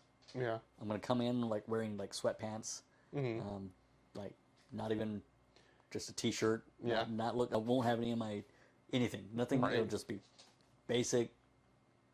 I won't shave this, but but that's not an indicator. I Yeah. don't think. but I'll. I see plenty of vegans who have those too. Yeah, there we go. And I'll try to act as dumb as possible. Mm-hmm. Be like, oh, is that a deuce? No, you call it a tutu. Is that a tutu? Is that a Which dot? I've actually Is heard. that a period tutu? Yeah. A dot tutu. A dot tutu lur? I basically had to tell someone one time, it's like, you don't really acknowledge the period. No. It's not .308, it's just 308. It's not 30.06, it's just 30.06. Yeah. Right? It's like you... Although 30.6 doesn't, they use the dash, not the. Oh yeah, that is true, yeah. That's where the ot comes from. Yeah. Yeah, it's like you don't acknowledge those. I did have to explain to someone recently about what that meant, though. Why it's called a 30-06. Yeah, because it's a 30 caliber and it was adopted for service in 1906. Exactly. So I had to explain that to someone, and they're like, "Oh, I thought it was something else." Like, nope. I remember one of the dumbest things I heard about that, because 30.6 is probably like one of the most American rounds out there. Yeah. Because that fought in, what, 2 world wars? Yeah. That was used Yeah. in... Well, because it was developed for the. Well, it would have the had M- to been if it was adopted for service in 1906. Yeah. Duh. But it was developed for the M1903. Right. It's so like it was that. Then the M1 also uses 30-aught. And like, did they use it for part of? No, they used it through Korea, I think. Yes. And they used it then in was Korea. it part of Vietnam, or were they switching more to the they had 308 already- at that point? They had already switched to 308 by Okay. the time, and then and it was only for a short period of time because then they went straight to 5.56 within the first few years. Right. So yeah. So it's like 2 worldwide conflicts and then one other conflict that this whole caliber was used. And it is an American round. But you remember when Russia invaded Ukraine, and Biden put some sanctions on Russia, especially Russian ammunition. And apparently one of the biggest things that it affected was the 30-06 caliber. Yes. Because even though it's not made over there, it's like a lot of parts for it are still made over there, like either the primer or the casing or things like that. Right. And so I was like, That should have been a USA through and I through. think the biggest one was the primers. Yeah. Because they were using the same primers for the 30-06 that they were using for The 54R. the 54R, and or even I think even the 39, just because it was the same. It's the same caliber, so it's like it's just Same caliber, but the yeah, but 30-06 isn't the same caliber. Oh no, yeah, it is. no. They're all 30. They're all 30 caliber. 7.62 is 30 caliber. Okay. So, because I'm thinking. Well, so maybe the diameter, the shortness, yeah, it's that number at the second number is how long the casing is. Right. Like, unless you're doing like 30-06 where it's doing by date, but the but the back part, the diameter, is the same essentially. Mm-hmm. It's still, What are you eating? It's still the same diameter. Who knows? You probably picked something off my boot. I picked up some hitchhikers on my boot. Really? Probably Anyway. from your yard, to be honest, because that's the only time Oh, I yeah. really walked in grass today. Yeah. So anyway, so yeah, I guarantee you a lot of it was from the primers. Yeah, that's probably. But I was like, man, that's an American caliber, and because Russia was stupid, now I can't buy it. Right?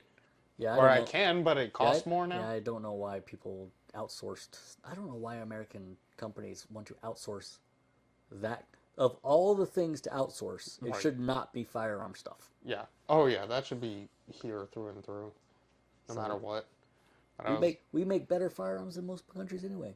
Yeah. I don't know why. It's like the only ones who do better than us is like the Germans or the Austrians. Yeah. But that's for a different reason. Yeah. I mean, they did. I don't think they do it anymore because they kind of. Well, I won't. What are you talking about? H&K. H&K. So, H&K and Glock. I got beef with H&K. Okay. Well, just because you got beef don't mean they don't have good guns. It does because I can't have them. That's the beef I have with them. It's like I can't touch them. I cannot explain to you how badly I want a UMP-45. Yes. I would love a UMP-45, but you can only buy clones of it here. Yeah. Because for some reason, they don't come on the market here. But the MP5 does. I do like... Do they have the G36 out here on the market? It is the most hideous thing you will ever see, to be honest. I'm sure. I actually like them. Just because they're hideous doesn't mean anything. No, but like those ones, so... Or are you talking about the civilian market? Oh, gotcha, okay. Yeah. So they do have those on, but again, it is like the most disgusting thing you'll probably look at. But those are the only ones they'll send over here. Like an actual like G36 or G36C, like the good ones, like they keep to themselves. Lame. And I'm like, we're on the same side now. Sharing is caring, okay? Allegedly. It's like, so what do you say? Did you see where they're Did you see that Germany's trying to build up their army again though? Yeah. And the memes that come out is like. So Germany, they were asked in I think it was I don't know about geography, but apparently they were asked to build up their army and to go through Poland to try to get to Ukraine to help Ukraine. And all the memes that came out, I was like, so just to be clear, you want me to build this strong army and go to Poland? And it was like, yeah. It's like, can I have that in writing? Imagine if no one told Poland. And that's how World War III starts. It's just a complete the misunderstanding. Poland is like, again? Not this time. The thing is, hey, buddy. It's like, you know how they say history repeats itself? Not here, it doesn't. Yeah. I was actually recently looking at stuff about Poland. Poland has right now, Poland has one of the strongest armies. Yeah. Not the biggest, but one of the most powerful ones. Poland is probably second to the United States, where like when it comes to war, we're like, yeah, like Poland's up there with us. Well, they have to. Yeah. Everybody wants to destroy Poland for some reason. Why? It's like, listen, look. I guess apparently Poland is the world's bastard child. Listen, my first wife wanted to be treated like a princess. Mm-hmm. So I married her off to build strong ties with Poland. And then how does your current wife feel about that? Well, I'm her current husband, so it's fine. I've never been married twice. I've only been married It's once. a joke. It's a joke. It's a joke, people. But yeah, no, Poland is up there in their like aggression. They're like Yeah, and they say they absolutely. want it. Is it? Isn't the capital of their country called Warsaw? Yes. It's like The Warsaw Pact and all yeah, that stuff. Yeah. right. It's like it makes sense. Is it Poland? I don't think it's Poland. I think it's a different country. But there's another country where they actually, a lot of like gun enthusiasts and stuff will travel. I think it's Switzerland. Actually. Is it Switzerland? Because I believe the Swiss actually have some pretty strong gun laws. Might be. I say strong. I know Let me be clear. When we say strong gun laws, we mean lack of gun laws, meaning it is easier for you to get Switzerland, them. I want to say it's the Swiss. Swiss. Okay, so Switzerland does have good. Okay, it's weird. It's complicated. So Switzerland, yes, you are. It is perfectly fine to have a firearm, usually a full auto, all that kind of stuff. Mm-hmm. Specifically, so they can do like defend their country and all that. However, that's about where the good gun laws stop. Right. Everything else is you can only take it out to a very specific type of range. Mm-hmm. You have to, you have to abide by all these different other rules, and you can only do that. You can't. It's not like you can do like extreme recreation or anything. You can't take it out to the middle of nowhere. You can't take it on your property. Right. You have to go designated locations to shoot it. You only do your practice rounds, and you leave. Mm-hmm. There's no. It's not like here where you can just chill out and just play with the fun button and Right. it's very restricted on. Yeah. So even though you can get the cool stuff, you can't use the cool stuff except for unless someone invades Switzerland. Yeah, like it's very guardrailed. Yeah. So it's like the good gun law stuff about that area is kind of blown out of proportion. Yeah. Because I looked into it. But they still get stuff that we can't have. Right. I mean, I agree with your point. Like, that's all that is. It's all that fluff. Yeah. But it's like, technically we can. I'm still it's just mad we that gotta pay that it. country that restricts every way you can use it, but they still let you have it. It's like, I'm better at it than they are, and I can't have it.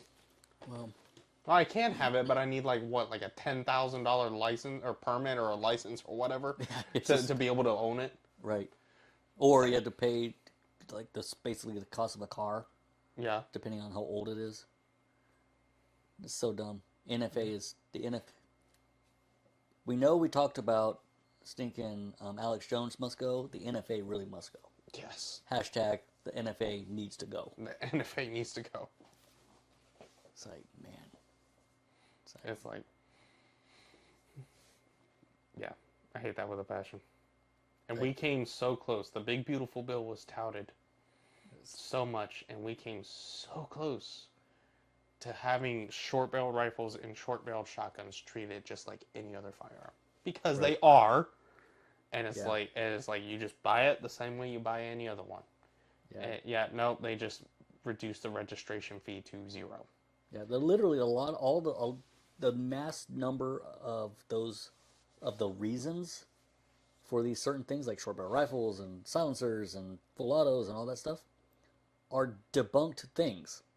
They were literally created because people thought, oh, the mafia used this stuff, therefore it makes them better at crime. Right. Reality is, no, they don't. Yeah. It's like the mafia, guess what? The mafia still exists just fine. Mm-hmm. It's like,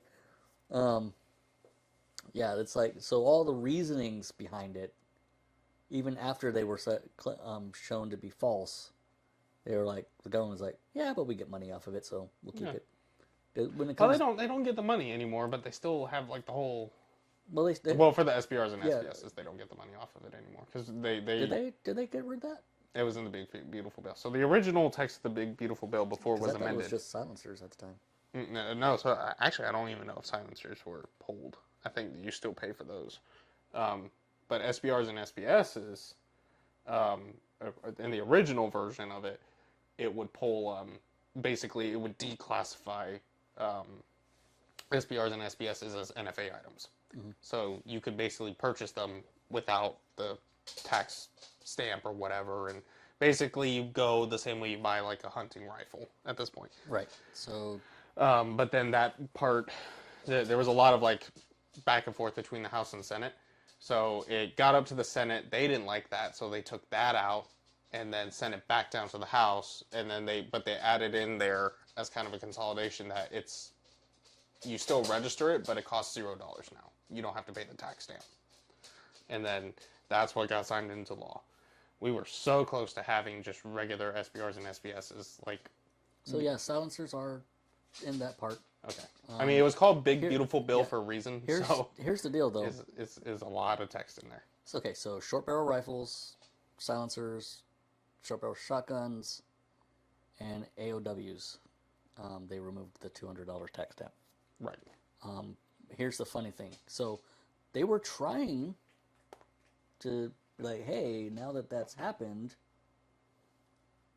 that was the only real thing, legitimate thing holding these things to be NFA items. Right. Now that it's down to With zero. for tax reasons. Yeah, so now that it's zero. Oh, there's lawsuits already going through the court now. Right. Oh, I know. Like, as soon as it got signed into the law, they went, I think it was like Firearms Coalition or something. They immediately jumped into action. I love Firearms Coalition. Yeah. I'm part of their stuff, and I love their stuff. Is it free to sign up for their stuff? Or is there a membership or anything? I'm not a member. I just Okay. I just keep track of their stuff. Yeah. Because I think they were the ones that they fought the battle over rare breed triggers, which that lawsuit got dropped. They were doing something to make headway, I think. I don't know if they were responsible for bump stocks being taken off of the ban list. They were responsible for the for getting the whole pistol brace thing reversed. Yep. Yeah, a lot of the stuff that are stupid that get reversed, it's usually because of them. Yeah. Because it's like they're good at what they do. They're constantly at battle with the stupid anti-gun people. Yeah, and so now that the whole tax thing, because I remember reading that article. Now that the whole reason for those laws existing was taxation at that point. That was the only the lawsuit in legalese terms says that was the only constitutional foundation for its existence. Right. Now I would disagree with that, but they have to put it in legalese anyways. So because that's been removed now they're arguing there is absolutely no constitutional reason for this law to exist, and these are just regular guns. Yep. And so now they're voting to get that. They're not voting, but they're working to get through the courts to get that part of the NFA repealed. Right. That would be great. That would be great. I'm telling you, if that happens and they repeal it and they are just like any other firearm, I am building an SBR tomorrow. Yeah, I am. My first thing I'll be taking my AMD 65 and reverting it back to its original, the length of it's supposed to be, which is technically an SBR. Yeah.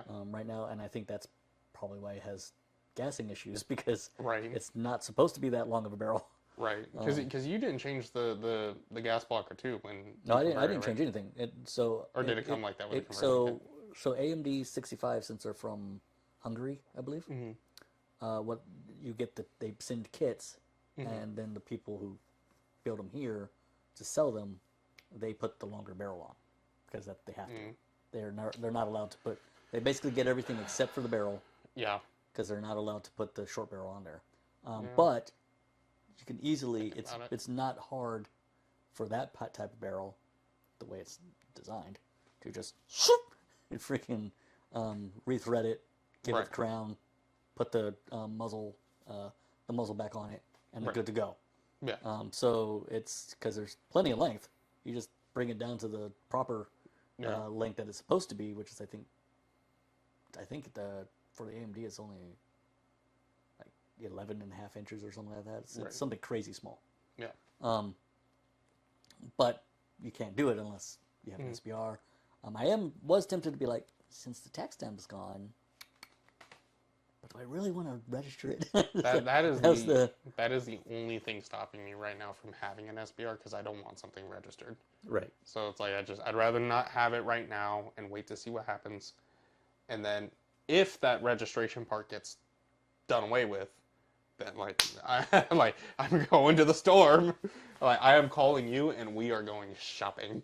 Yep. I'll just get a nice lower So Yeah, so like, cause I remember before the pistol brace ban, I had a 10.5 inch air pistol, and after that whole thing went into effect, um, I wasn't gonna register it, so I just took it all apart. I actually took the low receiver and used it for the upper a rifle length upper receiver. I reconverted it to make it a rifle again, so I didn't have to deal with it.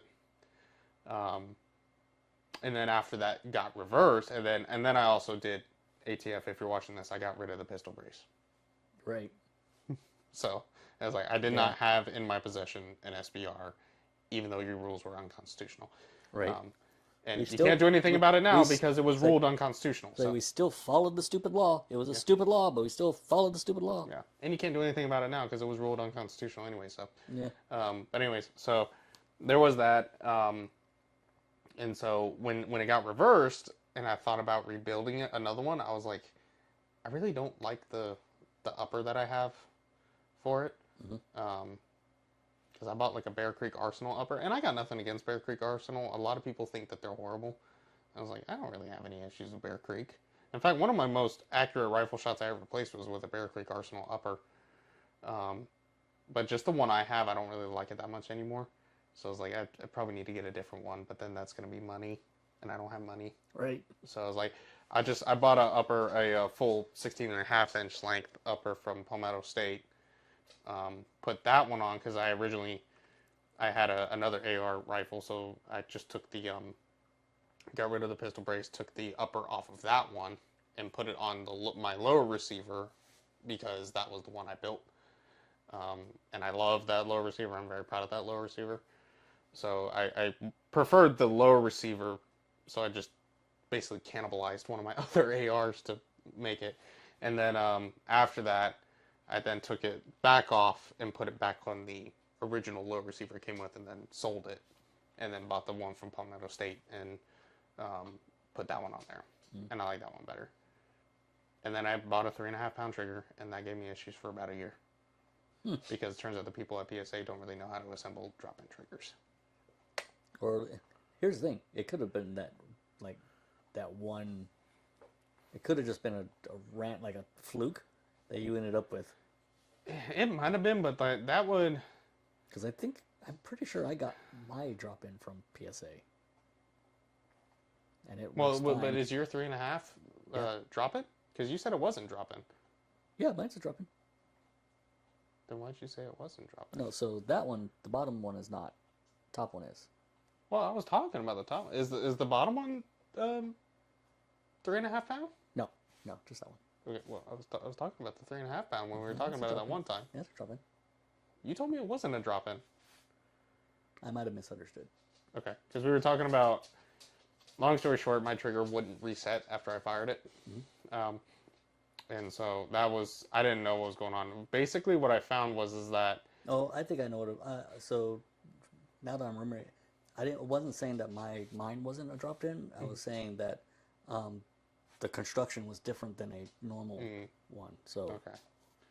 Yeah, because like I was having issues with it. What I found was that I'm going to use technical terms here, but because I went to Sonora Desert Institute, but the disconnector is like a very sharp piece of metal. I don't even know if it's supposed to be that sharp, but it was.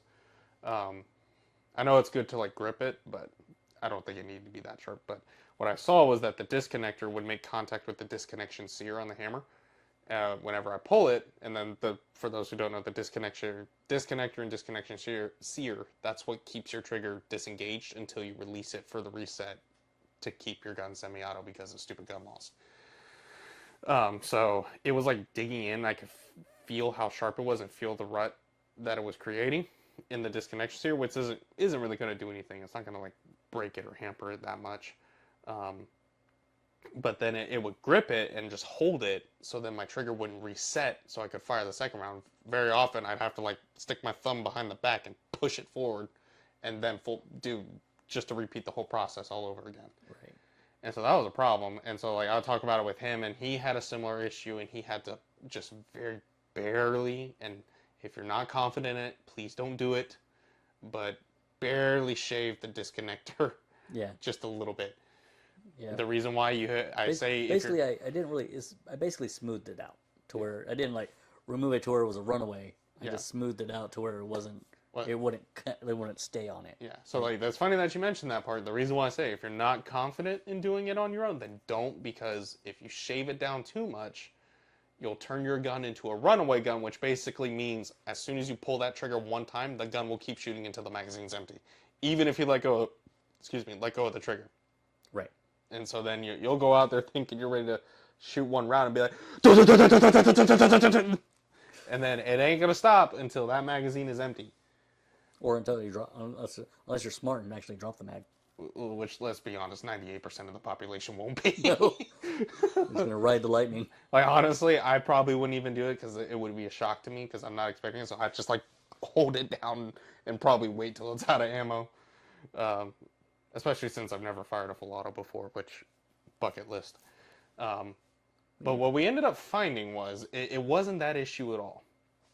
So drop-in triggers are basically trigger assemblies that are just pre-assembled. That's all they are. You can take them apart and basically use them the same as a regular trigger assembly. And there's the spring on the hammer that that makes it spring forward when you pull the trigger to make the gun fire. And then there's the reset spring and everything on the trigger. And then the hammer sits above the trigger, right? And so basically what we found is the spring for the hammer, it has two arms that after it rotates around the arms on the hammer, it's supposed to sit flat on top of the trigger. But mine got fed underneath it. So what was happening was I would fire the gun, and then there's like, I think like a 0.1 or 0.3 millimeter gap between the what is it called? The thing you slide in to keep the trigger in. The detent? No, are those called detent? Not the detents. It's like you slide it through the receiver and it keeps the trigger in place. I don't know why I'm blanking on the name. You're talking about the pins? Yes, the pins. Thank you. The detent pins? Well, I don't think those are detents though, because detents are in like the safety and stuff, Well, and all of them grip. they're all things. I think they were referred to as takedown pins, or no, those aren't takedown pins. Those are on the side. Those would be detent, because basically anything that is designed to hold something is a detent. That's the whole word. It's detent. I don't think SDI refer to it as that. I mean, it doesn't matter. That's what they are. So anyway, the trigger pins. So remember, SDI is not the end all be all on all. I know. It's just so. I know, but that's. And there's many terms for many things. So. Yeah. So, but basically, because the spring fed underneath those pins, and fed underneath like the actual trigger itself, every time it would actually pull up on the back of the trigger. So then that brings the disconnector slightly forward, and then that's what made it dig in and grip. So then I had to take the whole gun apart at the range because I was fed up with it. So I took the upper receiver off. I had to take the trigger out, and because it's a drop-in, that means I have to take the pistol grip off. I have to take out the spring and the detent and take out the safety and all that, the safety selector. And then I take the trigger out. And then I had to take the entire trigger apart and then reassemble it correctly, which that was a pain in the butt already. And then put everything back together, and I finally got it working. And that was something so stupidly small. Right. That I was so happy I got that trigger working again, and I was also irately pissed off because I was like, that tiny little detail of an issue basically made my gun not work entirely. Right. So, good times though. Yeah. That is at least you got it figured out though. Yeah. And it's working now, and I'm happy with it. Hey, actually, just thinking about the terminologies and stuff, I actually reminded me of when I got out of the military. When I was an armorer, right, I learned all these different things of like different types of jams and all that kind of stuff, right? And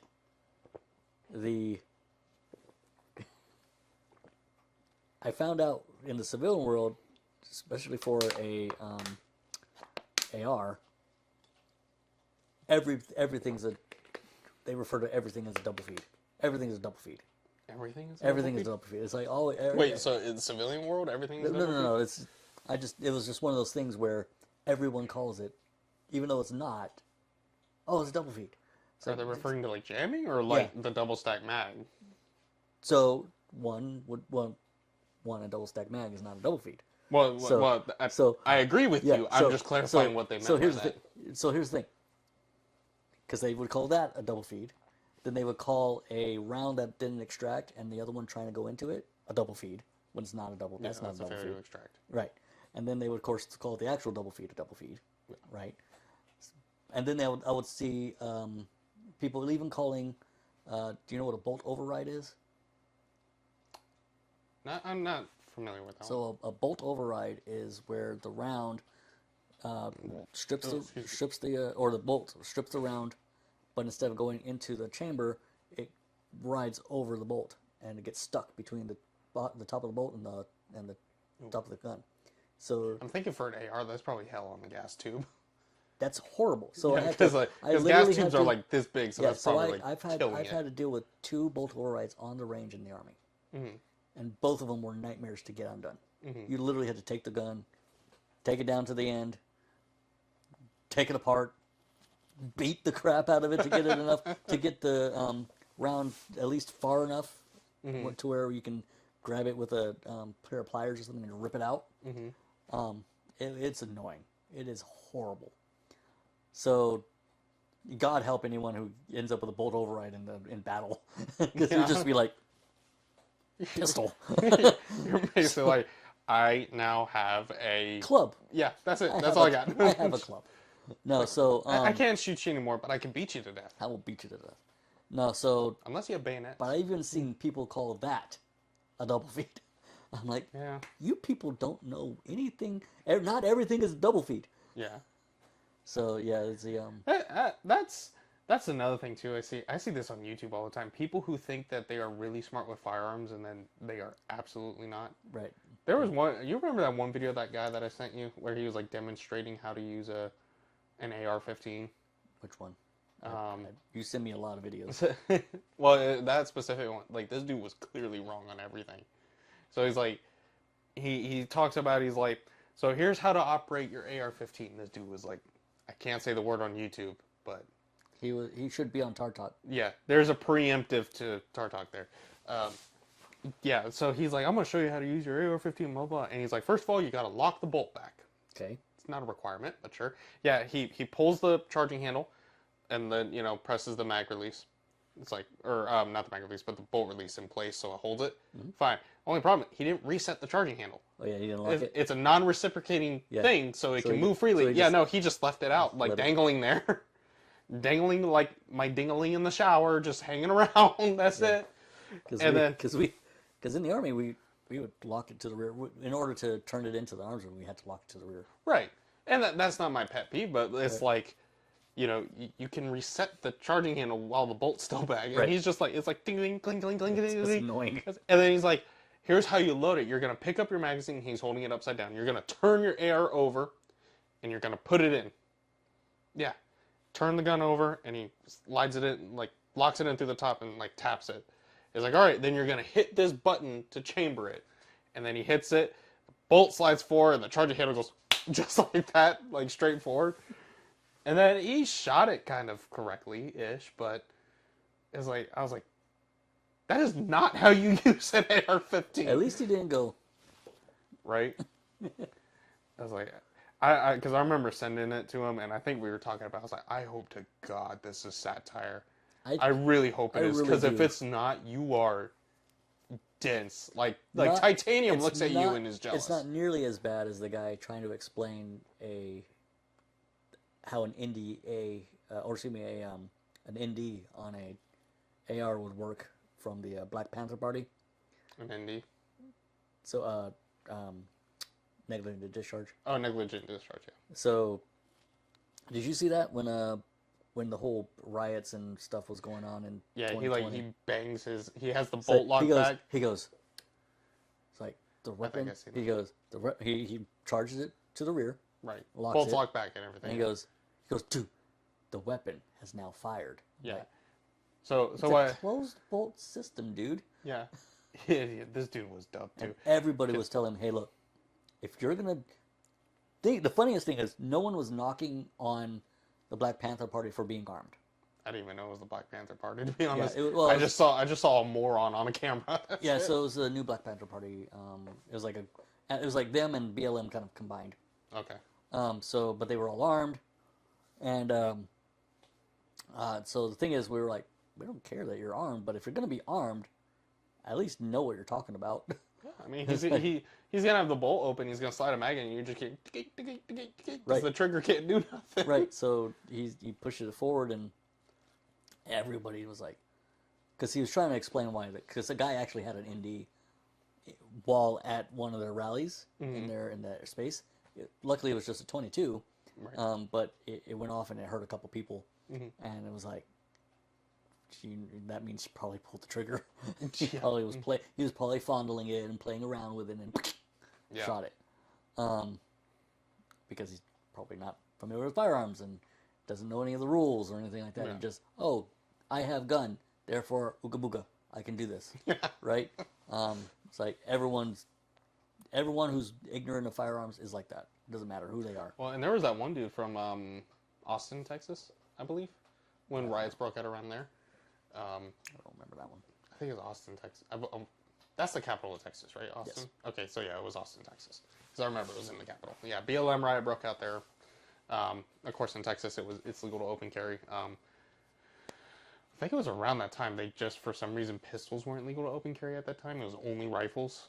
And then they had already, by that time, they had already changed it too. Yeah. So this dude, he's in full camo gear that he probably bought from an army surplus store. And he's got an AK draped across him, whatever, and he's there in support of the riots. And they actually interviewed him a little bit before what happened. And yeah, he's just talking. He's like, the gun's here to protect myself, and I'm here to, make sure people here are protected, and blah, blah, blah. And he's obviously talking about the people doing the riots. And there was an Uber driver who had a passenger. And he was just Ubering, and he was trying to get from point A to point B, and the rioter saw him and stopped his car. And this dude comes up with his AK, and he's pointing at this dude, and apparently he does this little number, apparently trying to indicate to roll down the window. The only problem is he is shoving a AK muzzle in this dude's face. And here's the other problem. It's Texas. He's not the only one with a gun. Right. So the Uber driver pulled out his pistol and shot the dude dead. Hey. Play stupid games, win stupid prizes. It's like, they're like, this gun's out here to protect me. No, it ain't. It's there to certify your death. That's what it was for, because you used it improperly. It's like, you have no authority to stop a car in the first place. Right. You're just a dude. And here's the thing, to make this worse, it wasn't him who stopped the car. It was an entire crowd of people who stopped his car. They're like standing in front of him, banging on his car, banging on his windows. And he's got a passenger in the back, too. So he's like, I can only think what would be going through my head. Yeah, he's got a... And then to top it all off, you put an AK in my face, and apparently this is supposed to be, you want me to roll my window down? Well, sure thing, buddy. Right? Like no. Why would you do it in the first place? Right. That's the last thing. Again, you have no authority to do it, to command anything. Right. Just because you have a gun doesn't mean anything. There's swarm tactics going on. It just means you're a threat. Yeah. It's like you have no badge, you have no actual uniform. Right. That you're wearing. You have no jurisdiction in that area. It's not an actual traffic control point. Right. Right. I've done plenty of traffic control points in my life. Right. Yeah. It's like you have no, like, I had authority when I was in the Army to stop vehicles. Mm-hmm. But guess what we didn't do? We didn't pull out a gun to have them roll down the window. Right. My firearm would be holstered, and I would have them. What would be the one time you would pull out a gun? If I did? Mm-hmm. Well, if they were trying to either run us down, pull a fire on us. So if they're a threat? Yeah, if they're a threat, yeah. If they're a very obvious threat. Now, if they're just running through, we just let them run through and call up. Yeah. Like, hey, we have a runner. Yeah. This is the type of vehicle. They'll catch them down the road. Like, that overly ancient dude is like, we got a runner, boys. Goes and runs him down. Say yes. Or if, here's the thing. If for us, It was like If someone was an actual like a legit threat, we're hitting that panic button also. So right. in like within minutes, every cop in Fort Sill is there. So it's like you ain't walking away from that. yeah.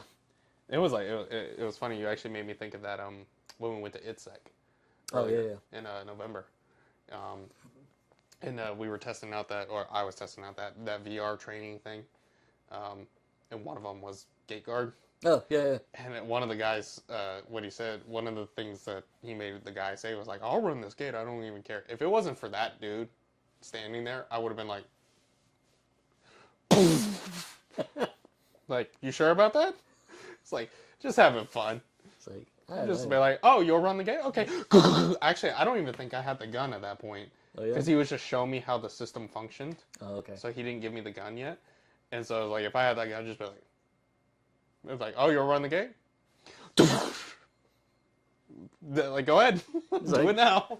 And then you have to go through your whole after-action report. It's like, so why did you feel that little Timmy had to die? He made a threat against my safety. No, he didn't. Yeah, he did. Just the gate safety.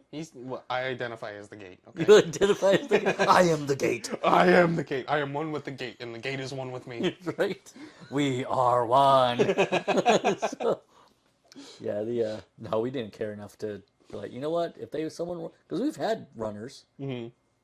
Dude, there was one time someone ran the gate. Mm-hmm. So the way it works is we usually have a private between a private and specialist, and then a sergeant, and then we would have a blue suiter, right? What is a blue suiter? That's just what we call the DHS. Okay.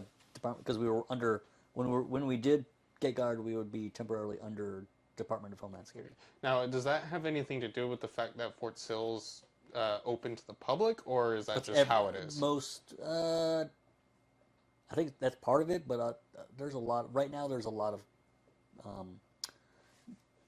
bases that actually use DHS as well. Okay. So it's not all of them. Some of them use some of them use military police. Some of them even just have their own like security forces, whatever. It's just essentially the same as MP, but for like Air Force, whatever. Right. So every base is a little bit different, but there's a lot of them that uses DHS, especially in the Army. Mm-hmm. But anyway, so that's how it usually works, right? It's like you got lower enlisted, NCO, and you got a DHS guy.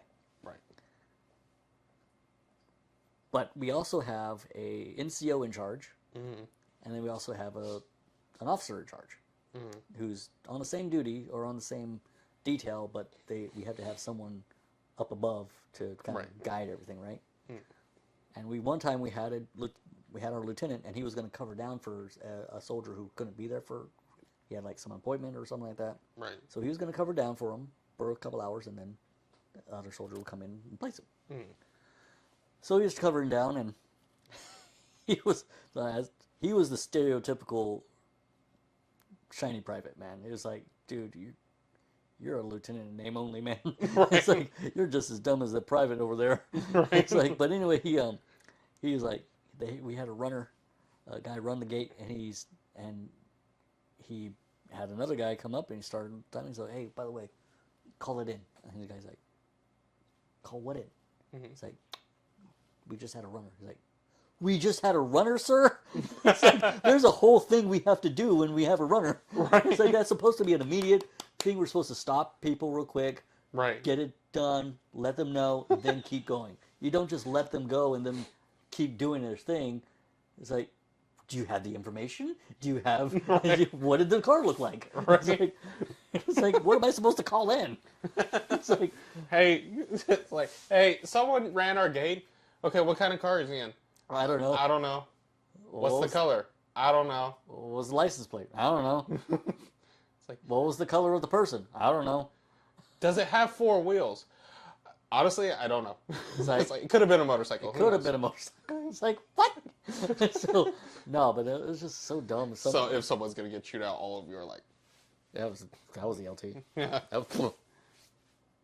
It's like, my hands are washed. It's like, I did nothing. I did nothing wrong. I told you the information I had, and that was someone ran our gate. The fact that that was the only information I had is not my fault, okay? The thing is, the person who witnessed it is someone who's supposed to call it in. Right. Not you don't delegate that one. Right. Because the person who's you're the one who has all that information. You're the one who saw it. So you're the one who's supposed to be. This is what happened. This is who the guy is. This is what it is. And that was like one of your many governmental headaches at that point. Were you a sergeant at that time, or were you just? At that time, yeah. Yeah, I was a sergeant at that time. I had just become sergeant at that time. So I wasn't a sergeant for very long at that moment. I've done Great Guard as both a lower enlisted and as NCO. So because we would do it every X amount of times, so it'll be like we would do it for like 1 or 2 months, and then later, and we'd do another couple months, and whatever, and off and on. So they cycled it. Yeah, it was a cycle. Okay. It's called what's called a red cycle. So it was actually the same time frame that I would every once in a while that I would do a funeral detail. Oh, so there would be like there's various tasks or duties that you would have the units would get parsed out to do during this period of time, usually 1 to 2 months or so, up to 3 months sometimes. But so they would designate subgroups to go do like KP stuff, right? Or like kitchen stuff, or the worst ones, or the ones where you just sit there and sign people in to do their lunches, to go to lunch. Wait, you have to sign people in? Yeah, so you have your meal card, or you have to pay for them and all that. So, but you sign in, so they keep track of how many people are coming into the DFAC. Right. Okay. That way they can tally up numbers, and that helps with like supplies and all that. So anyway, the point is that's like the most like the one that nobody wants, right? So you give those well, to like I can see why. you give that to the people you hate. Yeah. Right? It's like name. What'd you get? No, you don't have to do that. You just sign here. Okay, good. Get in. It's like here you go, sign here. Okay, next. Here you go, sign here. Yeah, that's got to be very tedious work. Hours. Yeah. Anyway, but then the next one, there's another one. And of course, you got funeral detail, which I love funeral detail. I know that sounds weird, but funeral detail was fun because you actually get away from the post. When you go to a funeral, you're like you get to hang out in civilian clothes. You drive away, you do the thing, but you can like while you're there, they give you a card, and you can just do whatever.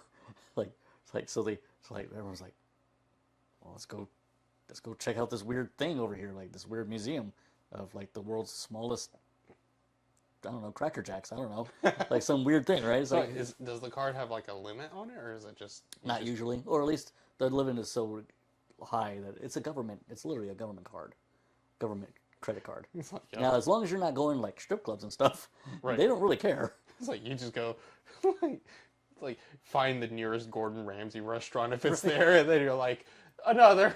Right now they do keep track of like where you eat and things like that. They're like, okay, is there a reason why you went to Ruth's Chris Steakhouse like, and not McDonald's? You're like, yeah, it tastes better. The food was great. You should try it. But anyway, it's like they keep track of it, but after the fact. Yeah, so technically, you could get in trouble, but it's like it's whatever. But anyway, so we do that. But then of course the third one, the other that duty is gate guard. Yeah. So don't give me that power.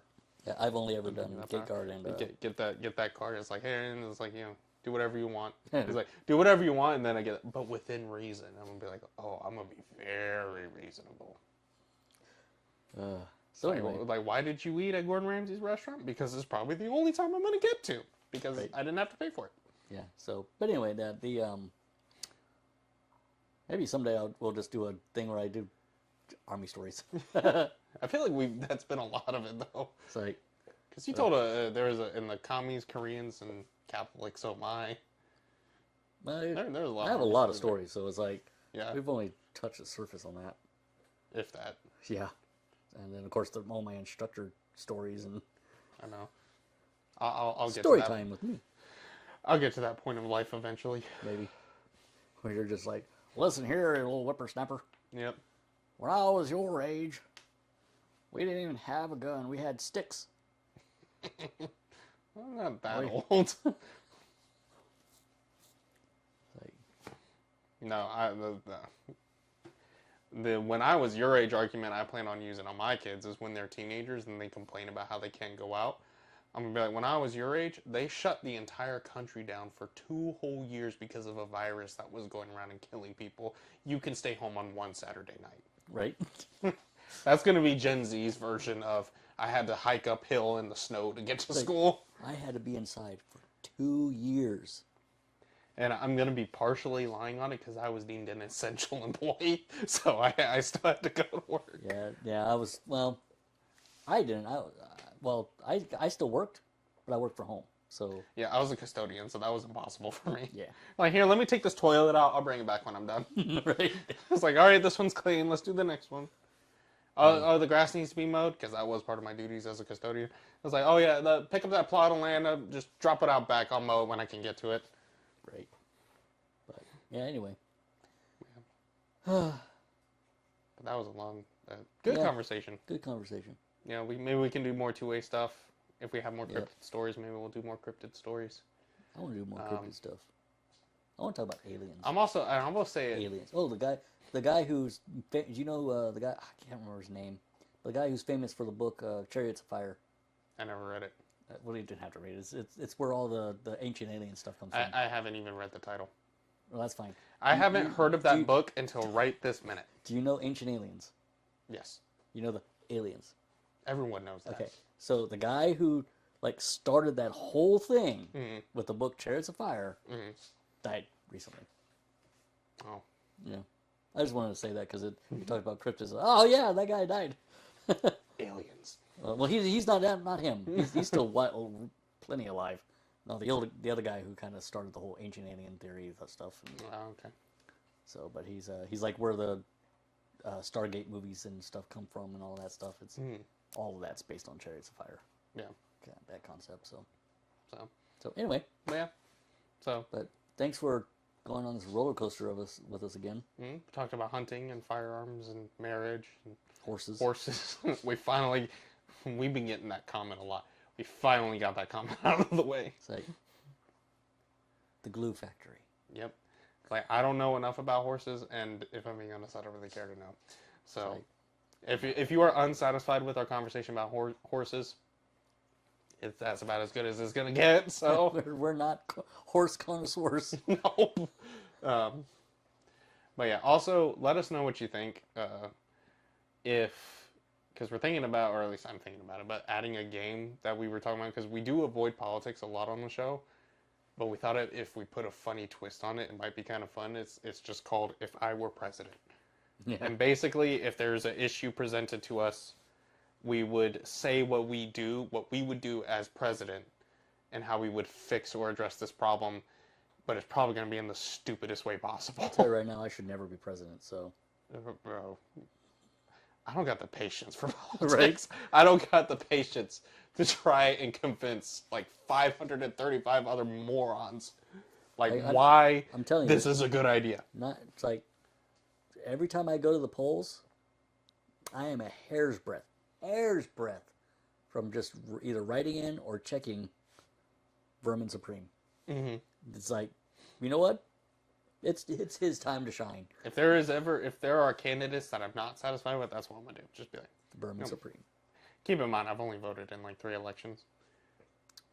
You know, the very first one I voted in was the second Bush administration. That was 2004? It was between 2004. So between Obama what's his face? That wasn't Obama. That was I can't remember. I don't remember now. Anyway, it's irrelevant anyways. Yeah, he lost. Yeah, the guy that lost and Bush. Yeah. I was 7.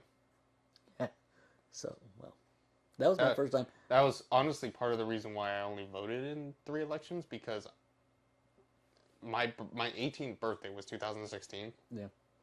And I missed that election. Yeah, I had just by 2.5 weeks or so. Yeah, I had just turned. 3 weeks. I had just turned 19 when that first one, that 2004 one rolled. Yeah. So that's the one I did. Yeah, I missed that election by 3 weeks because I was 17 when the election happened, and then 3 weeks later I was 18.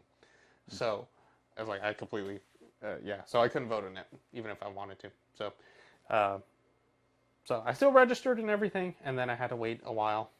Yeah, it was funny. I will probably make a bigger deal about going to vote only because my job gives me time off if I go to vote. Right. Because if I have to work that day, they want you to exercise your right, so they give you extra time off to go and vote. So it's like, I will, I will go vote. If I get to leave work early to do it, I will do it. Yeah, it's funny. I turned 19 in that year, and then in November, I voted, and then in December, I raised my right hand. so I was investing in my military career. I voted. Right. You're like, I really don't want that other guy. I don't want the other dude. So, but yeah, no, it is, but we thought it'd be like a fun game. Like, so if you guys have any issues, the one rule is we will not choose situations that are currently politically charged. We might choose them later down the line when they're no longer politically charged, Right. Or they've run their course. Extremely current events. Yeah, the extremely current events can't be like that divisive, Right. Because we're just Unless it's a gun thing.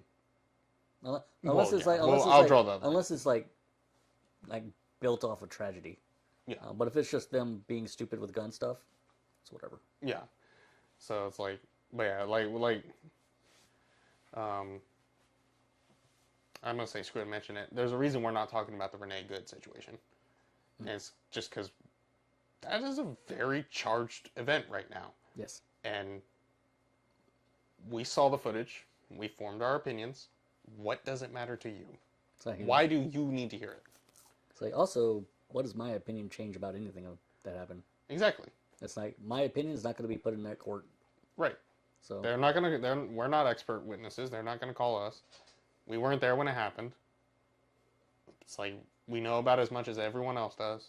Yep. I never understood why people get so heated over people they've never met, over events that they have no control over, and they will literally lose friends over something they have either no control over or no say in the matter. Right. It's like, and it'll be like, oh, you don't have the same opinion about this event that we have no say in whatever, right. But you have a different opinion about it. You're a bad person.